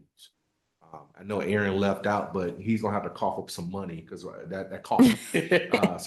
But just really thinking about how do we create those avenues and those lanes for students to be successful who are not going to college, but they can go out and make a great living, right? With that option if they choose to. Right. So thank you for that. I just want to end again by saying, let's celebrate those increases that we saw in that growth. That's a good thing. Yes. I'm glad we have some plans in place to address the needs. We'll always have needs. We're never going to be 100% across the board. That's just not going to happen. But having some plans in place to address what we see in front of us right now, but saying, hey, great job. Let's keep moving forward on that growth because, that is really what we need to do here in our district. So thank you for that. Yeah. Shout out to our students. It's all them. All right, thank you. Any other questions, concerns, information we'd like to know? I did have one, and I'm not sure that it's necessarily relevant or not, but I'm looking at the slides at 16 for the pre-ACT secure and math, where we have the 10th graders going down by 10%. Yes. Do we know how many students at the 10th grade level are starting to take AP classes? The number of students at the 10th grade level taking AP. More the percent. The percentage. It's definitely lower because we haven't had pre you all approving this like an hour ago, too many offerings. Are you thinking in terms of math or just across the board? Well, I'm thinking across the board, because even with the ACT, it's not really a math test, it's a reading test. Mhm. And so as you're going, if we aren't encouraging our students, and we haven't had those options, if we're not encouraging our 10th graders to take higher level classes with the AP, it would make sense that when they take that ACT test again, or, I don't know if the meets or exceeds changes from, year to year as far as how high they have to go. But if they're not pushing how far their reading comprehension is and their math comprehension is by being in upper level classes, they are going to drop, just because you're not, It gets more rigorous. you're not getting exposed to that. Mm-hmm. I can actually speak to some of the things that I know Mr. Thompson at West Milwaukee increased the number of students in 8th grade who were taking honors math, for example. So he had 15 additional students that were not planned at the beginning of the year last year that he put into the honors course, which would better track for AP. So there's an effort, but there's going to be more of an effort from the district versus an isolated effort. That's one of the things we learned last week at Harvard. It's about creating those opportunities for students that are not there and pushing those students and then giving them supports to be successful. Because those will require a lot of supports for those students. So that's something that we really are trying to figure out how to do that. But yes, to answer your question, yes. Okay. And two courses that we discussed previously with the updates are AP Computer Science and also AP Economics, that we're moving prerequisites for those for 10th grade, right, are just some examples. But I agree. I think, I'm going to dig more into that data tomorrow with our school level teams to look at specifically which students for what reasons and talk with teachers about what happened with that group of students. We organically create barriers for students to take those courses. There's so many dead ends, and we put it based on a test score. Our kids are not great test takers. So we really have to think about how do we encourage students versus discouraging them from taking these particular courses, and that's a conversation that we're going to have. Yeah, certainly. And I'm speaking on this too from my teaching experience when we had an AP bio teacher that he took in everybody that wanted to take AP bio, and they took him because they liked him. But he had a lot of students that were traditionally C and D level students, but he had all of them taking the AP test and pushing them, and really encouraging that. So, I think that having those options and opportunities open, I think is really powerful. So yeah, no, looking at how you want, I'm just trying to look for what might be a correlation so we can see if we can identify a causation. And two, the other part is I agree with Board Member Lee, and I think that we need to differentiate this data because certainly, you're going to have your high level students that are going to college to do physics and sciences and all that other stuff. But I work in a high level science career, and the last time I did algebra was when I taught chemistry, so I'm not using it. So this doesn't necessarily matter to me. So I think by differentiating what levels these students are achieving and what their goals are, I think is really important for us. The other thing that I wanted to ask here is with the, sorry, getting back to the slide.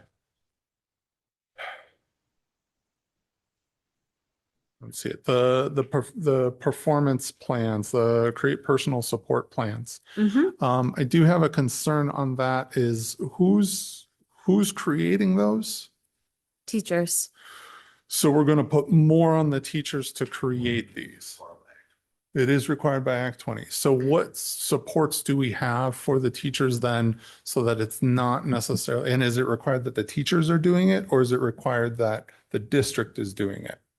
It's required that the teachers are doing it because they're the ones who have to create it and implement it to fit the needs of that particular kid, according to the data. Okay, so Mhm. are we putting in resources for them so that it's not taking them that immense amount of time? Because too, when you're Mhm. developing those and working with those, and you said when we did it with the writing, it was a lot, then we also will see where our high level kids that don't need these are not necessarily going to get focused on because they're focused on these plans. So like, are we going to put in scaffolding for the teachers to be able to have, someone else looking at this and building this when they've identified, well, they're struggling here.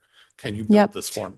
So there's a few layers to that. I think one is schedule and time. Time is such an important commodity in all of our days, right? So we have kind of built out an overview of the year for our leadership team so that they can think ahead of like, okay, we just did the screener. We're going to make sure there's dedicated collaborative time purely focused on developing personal support plans in collaboration with their colleagues. Because what you will find, as you can imagine as a former teacher, there are several skill areas that are going to be repeated throughout your class of students. You're going to have this group of students who needs to work on this type of math, etc. So the time is going to be dedicated to that. It's like proactively dedicated. We're also removing time during the beginning of the day, which we do have dedicated to allow more flexibility for teachers. And like I said, teachers have shared because they were required to do it for literacy, but then saw so much value, like the impact was a lot deeper with students because they were so targeted in their support. So, and then lastly, I will say also our instructional coordinators are supporting teacher teams in this effort as well. And so they have worked a lot this summer of the past, I would say 5 months on identifying the priority standards. So they really understand the standards and then the skills that support that standard. So seeing them work alongside our teachers this summer has been really powerful. So they do have like additional like coaching support as well. Of like, okay, what are the skills that we're seeing kind of across this grade level? And that again, then they have dedicated time during the day to address that through the win time. And then I guess the last thing that I wanted to mention is well, actually now I have two questions, but the first one is with the what next. I'm not seeing leveraging our parent community in there. And I think one of the things that we don't do very well as a district is leveraging our community to be involved and push, because a lot of those high achieving districts are high achieving because the parents and the community has that expectation. Yes. So one, I can speak to one thing that comes top of mind that is in the plan for this upcoming year is now that on our team we're more specialized with literacy and math and science and social studies, that they're going to be creating like previews for upcoming learning. And so that will be then accompanying for the families to know, okay, my kiddo's in 2nd grade and we are working on theme. And these are some ways you could do that through storytelling or whatever the strategies are in your family.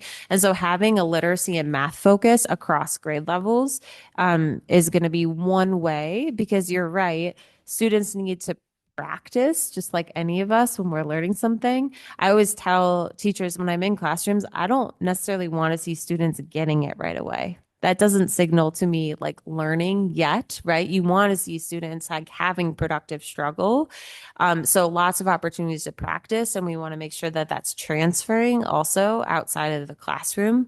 So I couldn't agree more with engaging families, but that is definitely one area that we've already identified we need to do more of and are planning to with our resources for this year.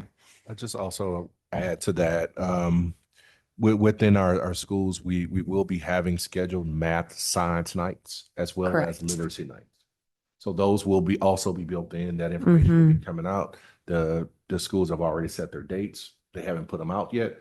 But and within that focus will be, how can you help your kid at home? This is what we're doing at school. How can you help us help your kid? That's going to be the focus for those particular nights. Again, math science is one night, and then literacy night, they're going to be one for each semester for each school. Thank you for that. All right. Yeah, I think I'm done then. All right. Any other questions for that? Okay, I think then, thank you very much for all the information. I appreciate Thank it. you. Thank you. All right, and then with that, we will move on to 11.2, our student services, vape detectors, with Ms. Sage and Ms. Martin.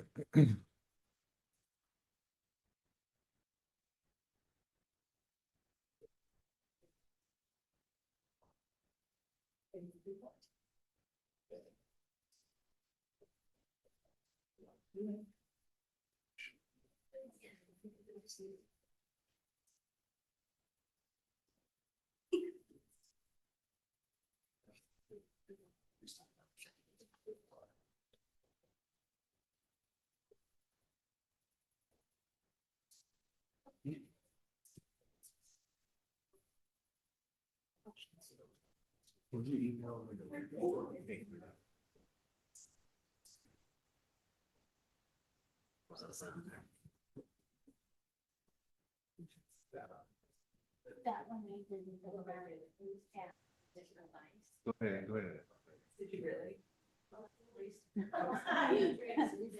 All right. Go ahead, Ed.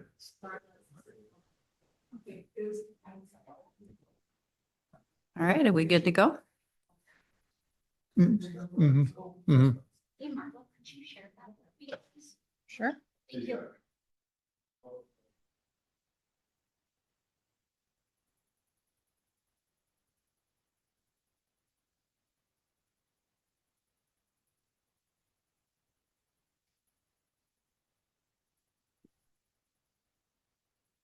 Right, so welcome.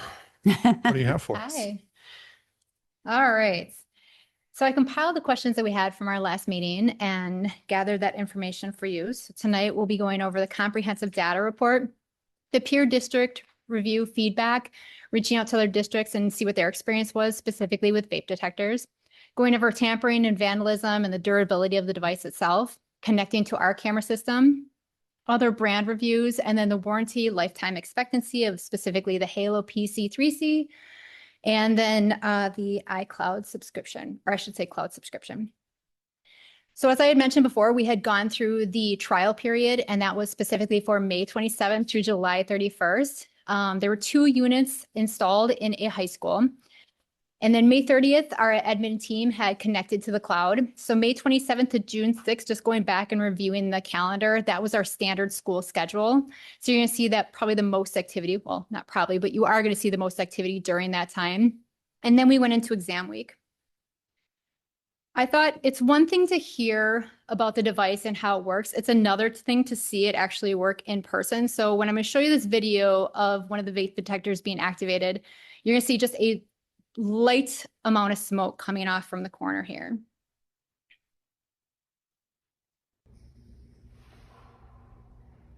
There's the smoke right there if you caught it. And then how soon it's going to activate to my cell phone. And right there. Play it one more time. Yep. The light smoke comes from the left. Right there it is. And then the activation alert just a short time later. So what I kind of thought about vape detectors myself, I almost envisioned like a large amount of smoke having to activate it. That's obviously not necessarily the case. However, air circulation does play a role. So stagnant air, those particles are going to sit a little heavier in the air and not have as much movement to the vape. The mounting position is very important, whether that's close to an HVAC or not. And I found in speaking with other principals that when that device was mounted close to their HVAC system, they had problems with it. Obviously, the mounting height is the recommended height between 8 and 9 feet. And I can see why, just because we had it installed in 2 bathrooms, one with a standard ceiling height of 8 to 9, and then also an elevated one. And then the area, the size of itself.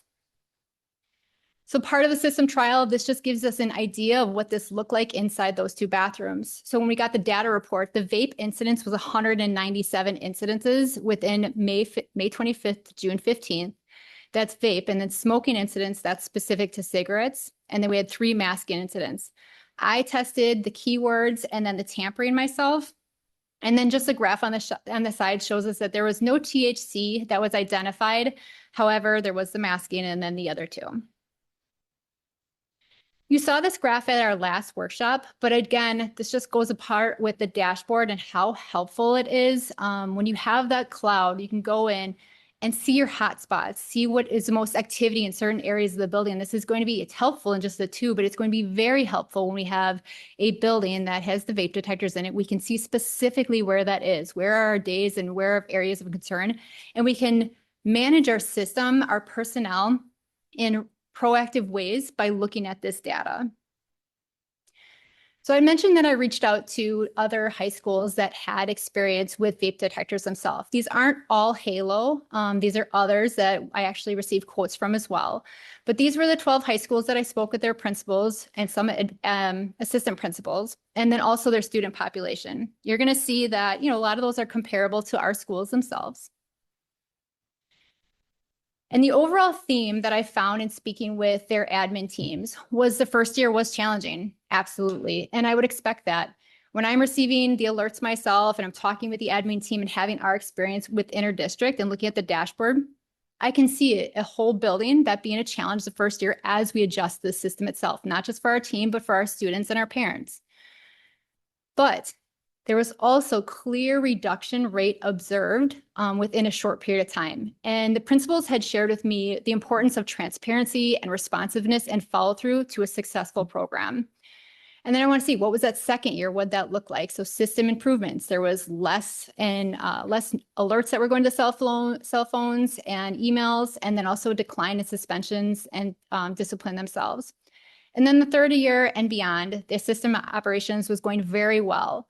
So administrators were less inclined to have positive feedback if it was just a trial period that they had or was less than a year.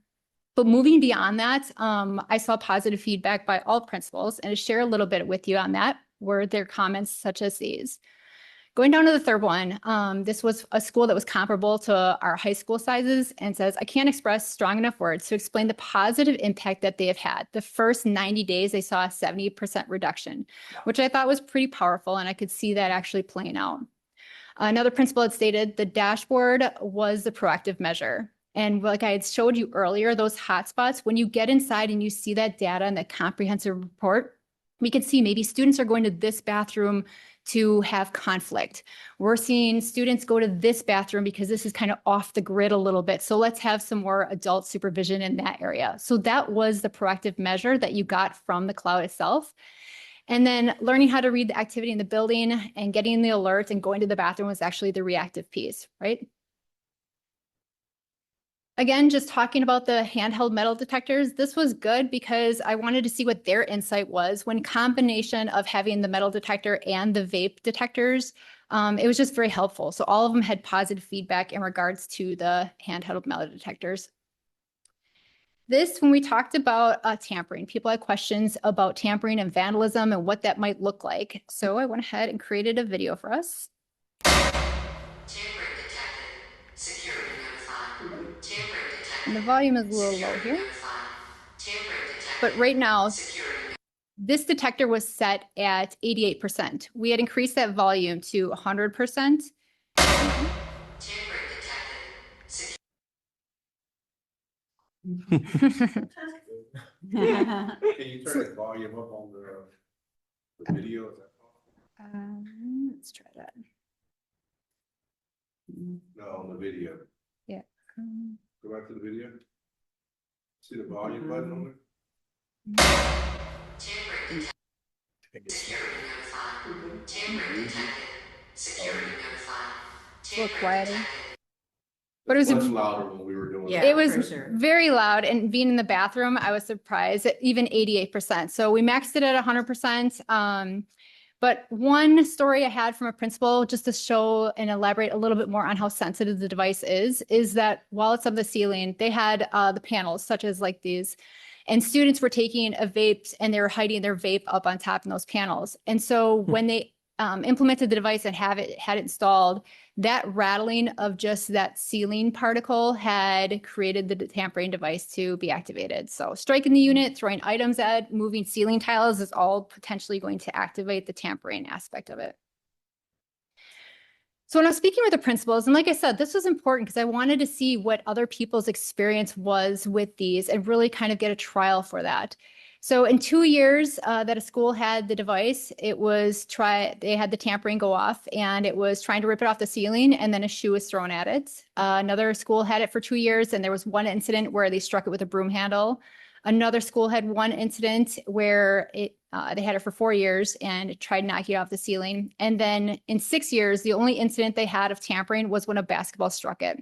So overall, the very minimal instances of tampering, the consequences that schools were utilizing in regards to vandalizing or tampering with the device, if there was damage done to it, they would receive a criminal damage to property citation, as well as paying for the cost of a new unit. So kind of going in a little bit more about the vandal-proof plastic, and I was curious, so I had to learn a little bit more about this. There's not a water resistance rating for these devices, okay? But when you're getting at IK08 and 9 and 10, those are for the environments where they need more robust resistance, the more environments where it could be could have some type of potential damage or some type of encounter along those lines. So it's very durable. The plastic covering, though, is not recommended for the 3C PC because of the sensors inside of it. It could potentially block the sensors so for them themselves. The covering is not recommended, but it still has obviously the IK08 rating. It can connect to our camera system. There's no additional licensing costs. However, when we were playing with that a little bit, we found that, okay, yes, we can integrate them. But when I get the alert to my phone or any administrator gets the alert to their phone, there's a timestamp and there's a location on there. So I'm going to go to our camera system with our own separate camera system, locate that date and time, and just go back to the area and just identify the students that were in that bathroom. So going and having it synced with our camera system really didn't benefit us the same. It can't be integrated into the dashboard, so that's a disconnect right there. But really, you get all the information with the alert itself. It does force a record if you have it integrated with your system. But again, what's the need in that? When I was speaking with the principals, the ones that didn't have the cloud subscription wanted the cloud subscription and were going to go ahead this next year and purchase it. And they said the ones that didn't have it integrated with their camera system, like Verkada, can be integrated just with their own system itself. But most of them just utilized it by the timestamps alone.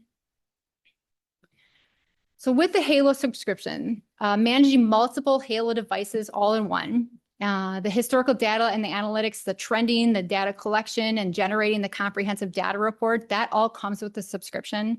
The advanced management features, so automated configuration and firmware updates happen automatically. So you're not having to go into each individual device and manually do that. Unlimited amount can be connected for devices and users, which is very nice. And then servicing, you have Halo Tech support that can remote in at any point in time to recalibrate if there's a sensor that's off. And then that data that's collected is kept for 1 year. Without the subscription, minus the things I had mentioned, is that each unit needs to be manually updated. They could still be integrated with our camera system, but again, not necessarily the best if we're not having the cloud and we already get the timestamp. So the delayed notifications that you receive can also be, like I said, delayed because it's not connecting, it's not live timed. The cloud subscription themselves. So the first year, like I had mentioned before, this $4,400 approximately that you would save because it's a free first year. Then the year after, you're paying $88.33 per unit per year. So 50, so you're going to be about $4,400. Then they go down in cost with the amount of years that you have for the subscription. The warranty is a 5-year warranty. But then if you're going to get a 10-year subscription to the cloud, that warranty gets extended to 10 years. Looking at other brands and doing a comparison, Halo and Triton are pretty comparable as far as the features that they have available. There were 8 schools that I spoke with at Halo, and then 2 that had Triton, 2 that have Verkada, and then Zemtiv. There was 1 school that then had integrated and gone over to Halo. So those were some of the costs of those items themselves, and then the subscription per year, as well as the life expectancy. Like I said, Halo and Triton are about 10 years, and then it goes down from there for the other 2 brands. So the approximate project cost. So each sensor, we're going around about $1,000, 50 units, going around installation around 600 per unit, 5-year warranty. But then like I had mentioned with the subscription, you can go that up to the 10-year. They're going to be good for 10 years. That's their lifetime. But then the warranty, you can extend that with the 10-year. The annual subscription going about $89, so $4,500. The approximate project cost is about $1,700 per unit. All 50 units, $85,000. Over a 10-year span, that's going to be the annual cost of $170 per year per unit. And yearly, it would be $8,500. I hope that answered many of your questions from the last workshop, but what can I help you with now? If anyone has any questions. Comment real quick. I just wanted to comment in talking with Marla today when she and I were prepping for this presentation. I said, you know, we could hear comments that say, well, if we're going to spend that kind of money, then we could just buy more staff members. That could be a legitimate comment. The example I gave her, though, as I said, we all take flights on a plane. We go through security. The technology is what alerts people that something is wrong. It's not the people that are there. That's an example of how technology is used in a smart way to make our jobs more efficient or their jobs more efficient at TSA. I think this is the same opportunity that we have. We can put people in restrooms, but we're going to need those people in other places. So it's just trying to use what we have or the opportunity we have and use our technology and being smarter about it and then making a difference. And that the school experience for students is much better.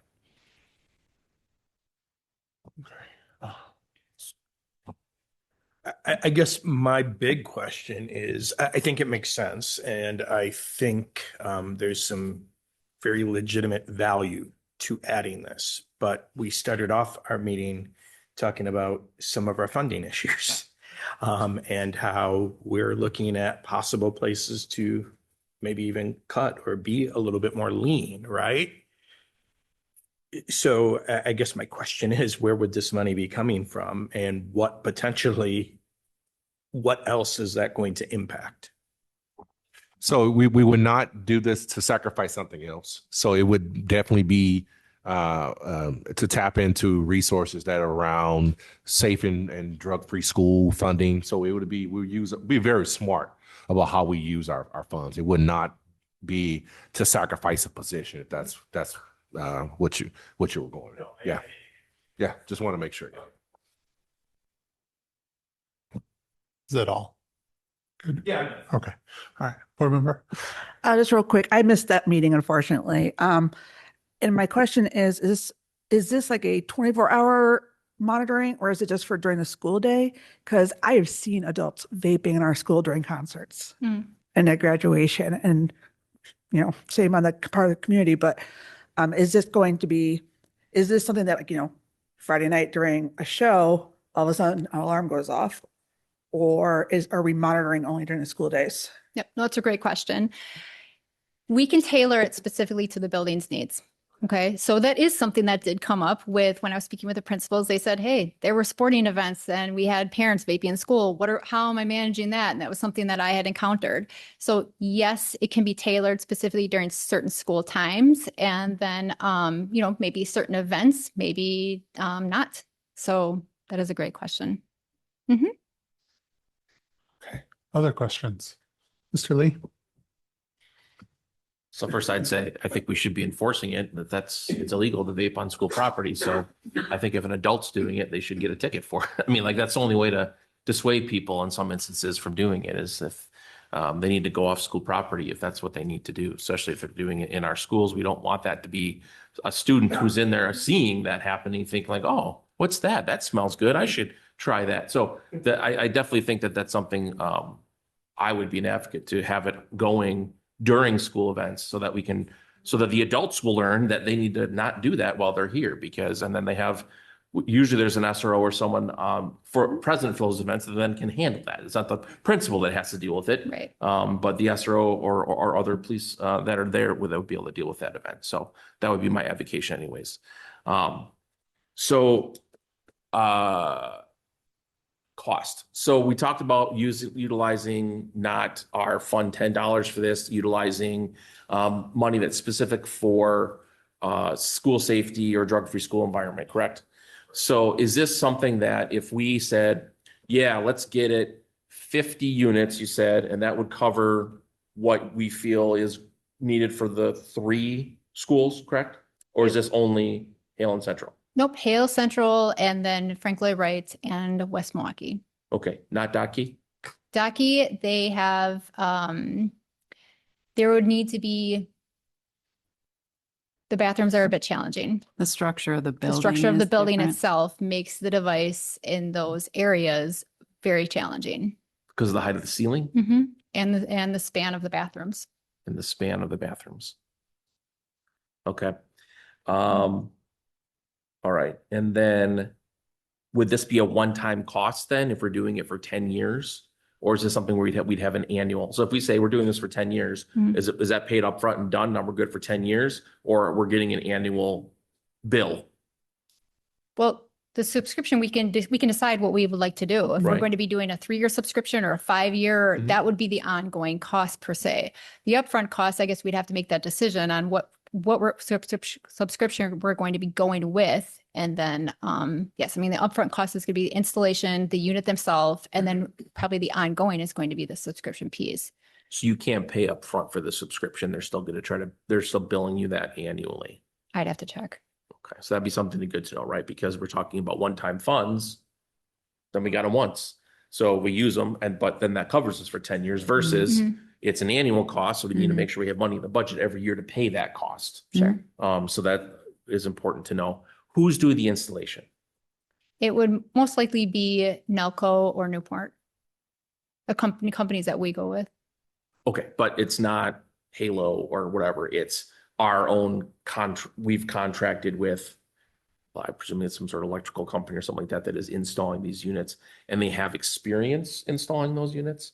And that $600 is based off of talking to them to say, how much money would you charge me to install this? Well, they had installed the 2 devices that we already have. Uh-huh. And so, yes, that's the companies that we've worked with in the past. They do have the experience piece.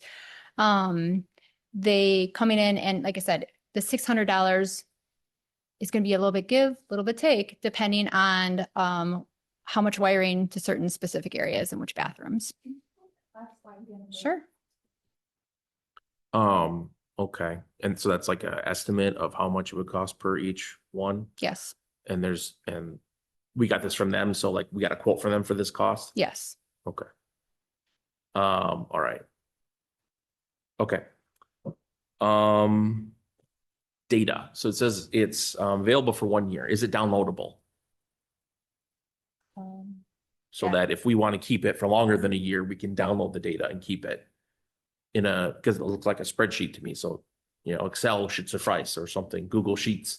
So that would be maybe useful information. So if we're doing something for 10 years, you only have 1 year to look at. And then now we can't see what happened at, Frank Lloyd Wright a year ago because that data's gone now. So Sure. I think that would be important to know. I would hope that they would allow us to download that. Should be Yeah, I like our that. data. And then there should be a plan though of how that data is stored, Mhm. who has access to it, and then what can we use that data for to Right. better serve what we're doing. Once you install the device, is it movable? Movable. So like It's not. I mean, there are wireless devices out there. Right. These are the wired. So, but if we decided, we put it in this spot, but man, it's just not getting anything here, but we have a new hotspot. Now we want to move from here to there. sure. I mean, there's a cost involved in that move, Mhm. but it's not like, oh geez, you mounted it here. If you take it down, it's not going to work right if you put it back up somewhere else. No, devices that we have are just the trial period. They're not ruined. They're not damaged. They're going to cap those wires and then we're going to give the device back to Halo. So, right. What he's trying to ask is, if we get something mounted and we say we don't really want it there because, it's not giving us the bang that we want. It's not catching anybody, We want to right? hear Right. Can we instead. move it to a different restroom? That's, I don't see why not. There shouldn't be any damage done to it unless it's handled destructively and the wires are damaged inside, but that's why hiring the right people to handle these. Okay. No, Yeah. I mean, it's just good. It's good to know, right? Like, 'cause either if kids change habits or if there's hotspots we didn't know about that we Sure. get, instead of having to spend our grand on another one, if there's one that has low, impact, then let's move it and just make sure. Because sometimes once you put something in place, Mhm. because of the sensitive nature of the instruments inside of that thing, it might be like, well, I wouldn't take it down and move it because you're not going to get reliable data once you do it again. So Sure. could you just confirm that with the company that, yeah, we can move them around if we need to. Yeah, absolutely. Just charge you, we have to pay for that to happen. And I understand that piece of it. My last question is about water. So it said, yeah, basically they're not waterproof. Does the tamper thing go off if you throw water at it? I asked about that. I did not get an answer back. There's no water testing per se.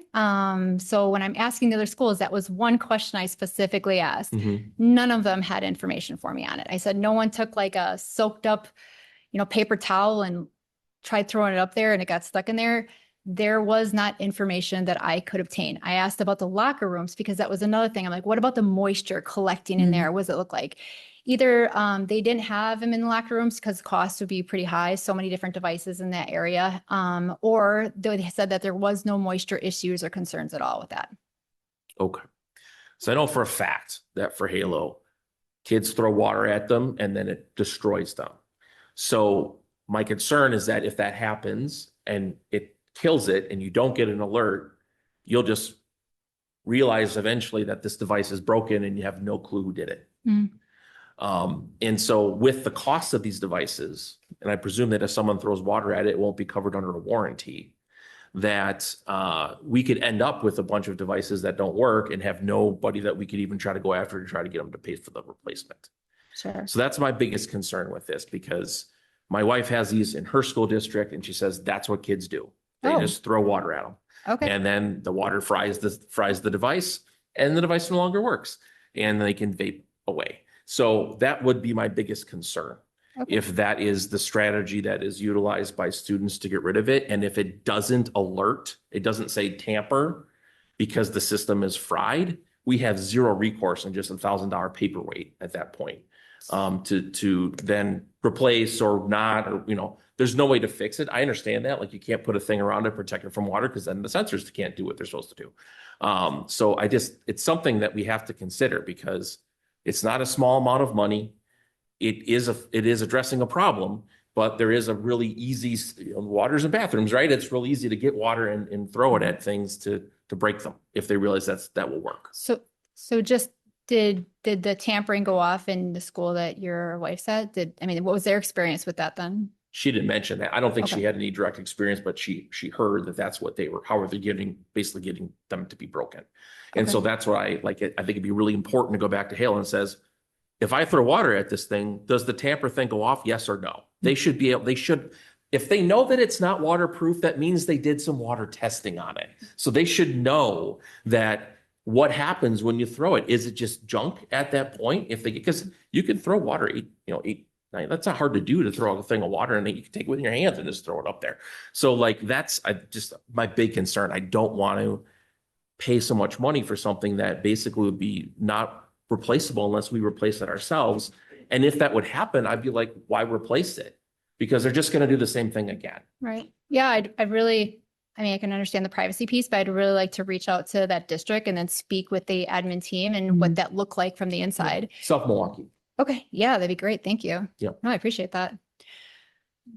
I think a piece, yeah. Well, and I think a piece, like, as I'm hearing all of this information, and I know we need to pay attention to like, how can it be dismantled and all, but the information that Marla got from the 12 schools, the different principals in the districts that she did talk to, the piece that caught my interest the most was the component of them saying over time, we had fewer incidents. And now you could say like, well, maybe it's because they broke them or something, but they actually had fewer disciplinary actions. They had fewer so my lens in this is in the end, we want to get it where it's happening less. And the experience that they were giving is that if you went more than the year and went through in that time, that's actually what they saw was a reduction in the students, because I think about like, well, what if then they just went to the other bathroom? But then there would still be disciplinary actions and, that would stay at that same level. So to me, it sounds like whatever's within it in doing this, that it actually got the results that we're ultimately looking for is kids not doing it at Right. school. And the other piece that I want to make absolutely sure the reason we're even considering this, and you saw the numbers that she had put up there, we got a lot of kids that are vaping at school. And also there's the other component of the aggression. So we're not doing it just to kind of, let's get the newest, fanciest, whatever thing that we have. We're looking at what are some concerns that we have within our system, that this is one step in addressing that. And you all know that I've brought this up before, that one step we're not talking tonight about, you saw on the board update that I did for this week, what about the smoking cessation classes and vaping cessation? What about, so all the whole wrapping around that intervention to ultimately what we want to do is to lessen what the problem is. So just to be clear, I'm not necessarily against this. I just think it's really important that we think about all avenues and all potentially, things that can derail this, right? So we want it to be a deterrent, right? As they stated in their statements, like, oh, look, it's a deterrent. It works great. And it probably will for a majority of students that might be doing it. But with where funding is and everything like that, I don't want this to be something that we put a lot of money into that doesn't end up giving that yield because somebody figures out how to destroy them. And we would have to have some sort of plan in place, I guess, if that were to start happening about how do we address it? How do we go about doing it? Do we replace it once? Do we replace it twice? What do we do? And is there any ways besides going through hours and hours of video to figure out who may have been responsible for doing it? Like, is there some sort of update that you would get if you're not getting communications from a device? So you at least could know like right away, like, oh, the thing went offline at this time. That could at least give you a target for a video review to figure out like, oh, well, at this time there was these people in there that went into the bathroom anyways. So that could be helpful. So, knowing that, I don't know if you know that question or not. And if not, if you could ask the question, because maybe that would be a way to figure out if it was destroyed. If it doesn't give you a tamper alert, you at least know when it went offline. And then from there, you could go backwards. No, I can appreciate that. Just to kind of touch base on what Laura was saying, going back to why are we looking at these devices, right? And Laura and I had this conversation about things that are on the market and how they're progressively getting worse and more dangerous. Okay, so if we're looking at 2 bathrooms and the amount of vaping that is occurring that we saw in just a very short period of time, okay, and we know that what they're starting to put in the vapes and THC and fentanyl, and that alone is, I think, a very powerful piece right there, because these kids, are just taking a hit and that's it. Without knowing what's in it. And so having a deterrent piece and having a team, and I think the really great thing of reaching out when we were talking with those principals and learning from their experiences, they were like, you need to have a good system in play. The first year was challenging in itself because they were trying to find their feet, right? And by the second and third year, they had developed this system that really worked for their school. So us having that information ahead of time and developing that plan, and this team that we've already, been developing, figuring out what's going to work best for our buildings. It's the aggression, it's the occupants piece, it's the keywords, it's the vaping, the different vaping features in there, not just smoke alone, but masking and distinguishing between particles. All those are very important. So when we go back to it, yes, I understand. I absolutely understand. We don't want to waste any type of money. And we don't want to, have our devices damaged. But why are we doing this?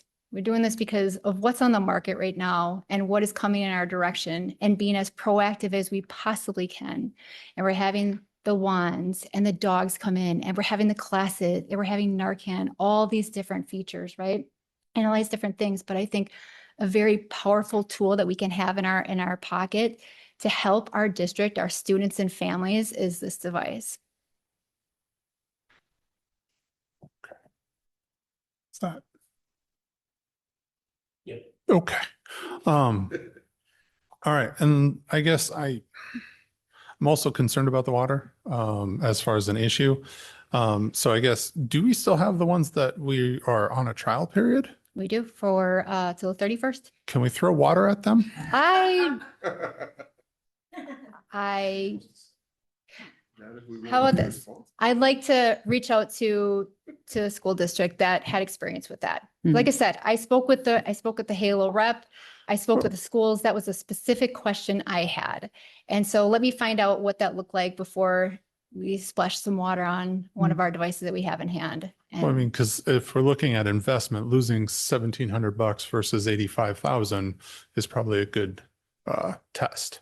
And if it's supposed to work and we throw water at it and it continues to work, then we're good. You know, just one of those things. We'll look into it. The other question that I have, and I'm not advocating anything, I'm saying hypothetically. The other piece that I would ask is, do they have dummy models? And I asked this because of kind of the conversation of where we have parents that are vaping in our schools. While I hope that we don't, I would guess that we have some teachers that vape in our schools. And putting some dummy ones around, especially once this is known, would be a nice deterrent, because they will see those and then, do I know if that's right? But then we might also have to have a couple of wireless ones where we just put them up there and you never know if it's the real one or the wireless one. So that might be something to also think about as we move forward, because then that would also alleviate the shift of hotspots. I guess too, the other thing that and I don't know that you can answer this or anything else, but I get the desire to have this in there and to stop the students from doing it in the schools, because at the end of the day, I don't know that we're stopping them from doing it. Because as soon as they go home, they go somewhere else, they go to a park, they can. And so I guess my question too is really, what's the return on investment for this? Like, by doing this, are we saving ourselves money in the long term? Are we saving, like, what are we saving with us spending that money on? And I get we can play the component of, well, we're stopping the kids from being aggressive. We can stop fights before they happen. We can stop that possible fentanyl overdose. We can stop these pieces. And as a parent, that speaks a lot to me. But we have a lot of community members that aren't parents, and money speaks to them. So what is our return? What is our value for this? It's the whole component of the first workshop. Kids who can come in, learn, go on to be good citizens in their communities, hopefully come back, serve in West Allis and such. Because if they're addicted to vaping, these are the kids that also are unable to regulate their emotions and their anxiety, and it just spirals, And I totally, I'm with you where you're going on all this. Yeah. And I'm not saying I disagree with that. I'm just saying.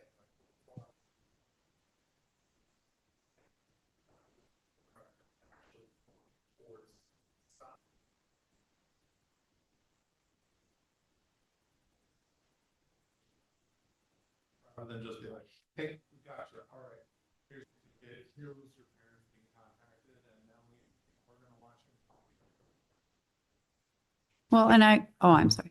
I was just going to say, I think we are, this is a battle right now that we're losing. And the longer we wait, the more or wider that gap is going to be of our loss. That when I talk to superintendents and principals around the nation, it's getting worse before it's getting better. And I'm talking about people who have these devices. It's not like this is a deterrent, but it's not stopping it from happening. But I think that this is just the first step in trying to do that.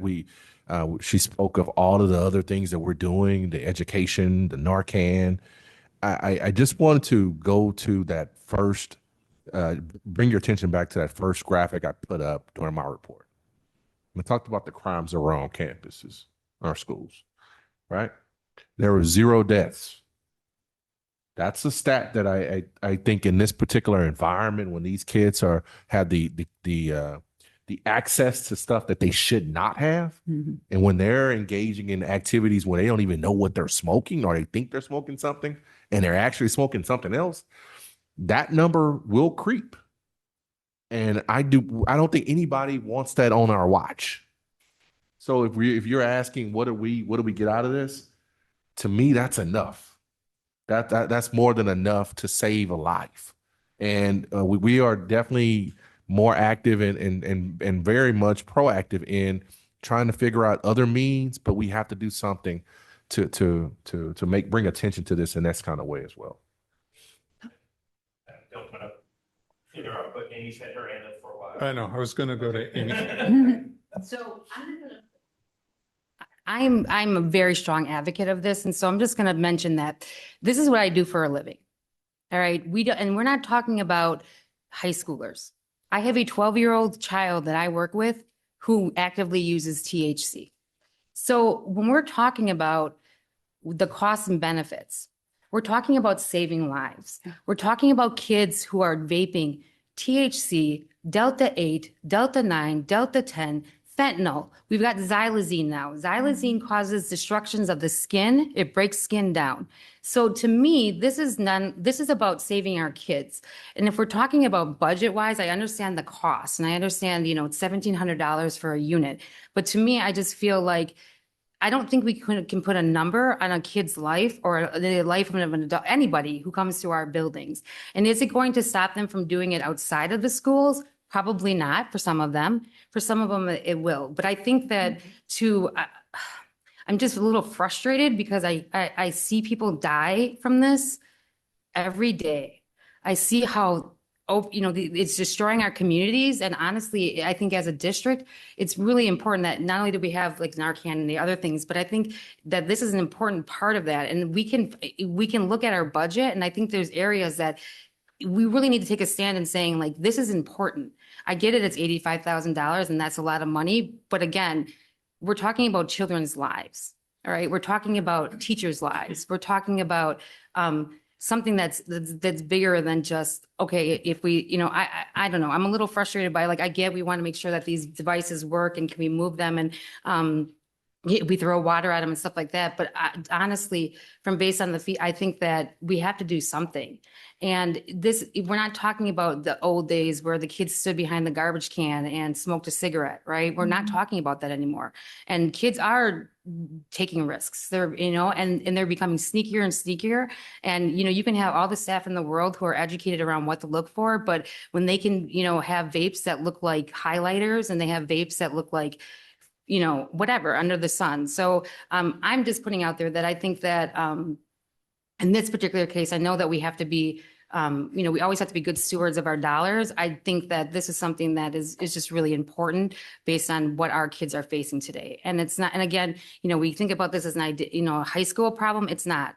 These are hitting our kids who are in intermediate school. And I would even guess there are kids that are exposed in elementary school. And, so I think that this is something that we definitely need to be addressing. So that's all I have to say. Thank you, Board Member Deal. Ms. Sage, you had something as well? Dr. Robinson addressed it. Okay. And then Ms. I wanted to say that, we're discussing it and throwing it, all these ideas out. It's great because we want to think of absolutely everything. I'm in support of it. And my question is that what about Dad Key though? I feel like what are we going to do about them? It's not a no. It's just Okay. it's just more complicated to put it inside of that particular that school. So it's not a no, but it's Okay. not as simple as the other ones. The other restrooms are more compatible to having it. because- So it's not a no. No, Okay. Thank you for bringing that up again. And I guess I can go in a little bit more detail if you'd like to hear it. So I went there and I met with their custodial staff, and great, a very, very informative man.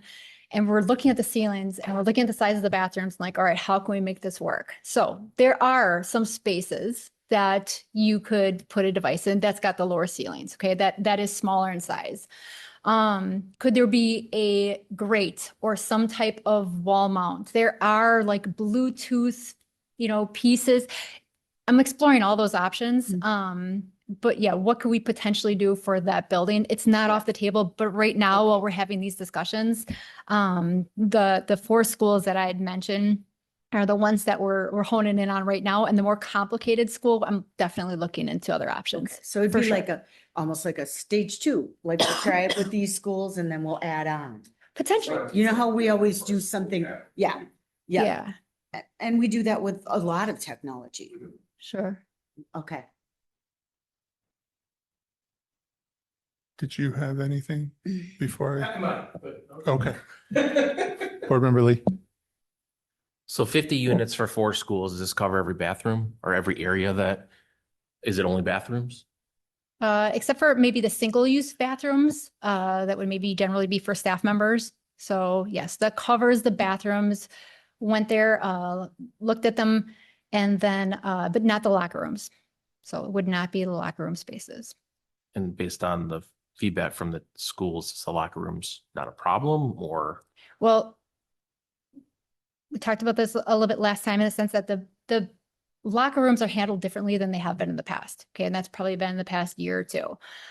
So there's not necessarily, they're not open all the time. If you want to use a bathroom, it's going to be a bathroom near the gym, not necessarily in the locker room. If it's not during gym class and there's an adult staff member in there, and then they are secured throughout the rest of the day. So they're managed differently than they used to be. And so that space is much greater. So yes, we would have to have multiple devices in the locker room areas, and that would be very costly. Mhm. Okay. So, but the 50 units would cover all of the bathrooms that aren't single use in the 4 schools. Okay. Oh, and are we looking for direction on this, or are we just as informative at this point? No, it's just workshop. informative at this point. Yeah. Okay. Okay. Board Member Keller. I mean, the only thing I keep thinking about is, I think I see the value in all of this, and I think, I've even seen it just with other kids that are around. The dangers are getting greater and greater every day. So I think that's the return on investment, right? Is that we are providing this deterrent that will hopefully make some better decisions from our students. And yeah, we can't control everything that we do, but if we are making it harder in some aspects, then maybe the thought process will be there that, hey, this is something that's not worth doing. We don't know that, but in the meantime, let's keep some of those other statistics where they already are so that we don't have to deal with anything drastic within our schools. So I think that's the return on investment, is just keeping our students safe. All right. Thank you. Any last questions here for our presenters? No? Yeah. Then thank you for all the information. Appreciate it. Appreciate you. That brings us to the end of our workshops, the end of our action items. And so if there is no further business and there is no objection, the meeting will be adjourned. There being no objection, the meeting is adjourned. Thank you very much.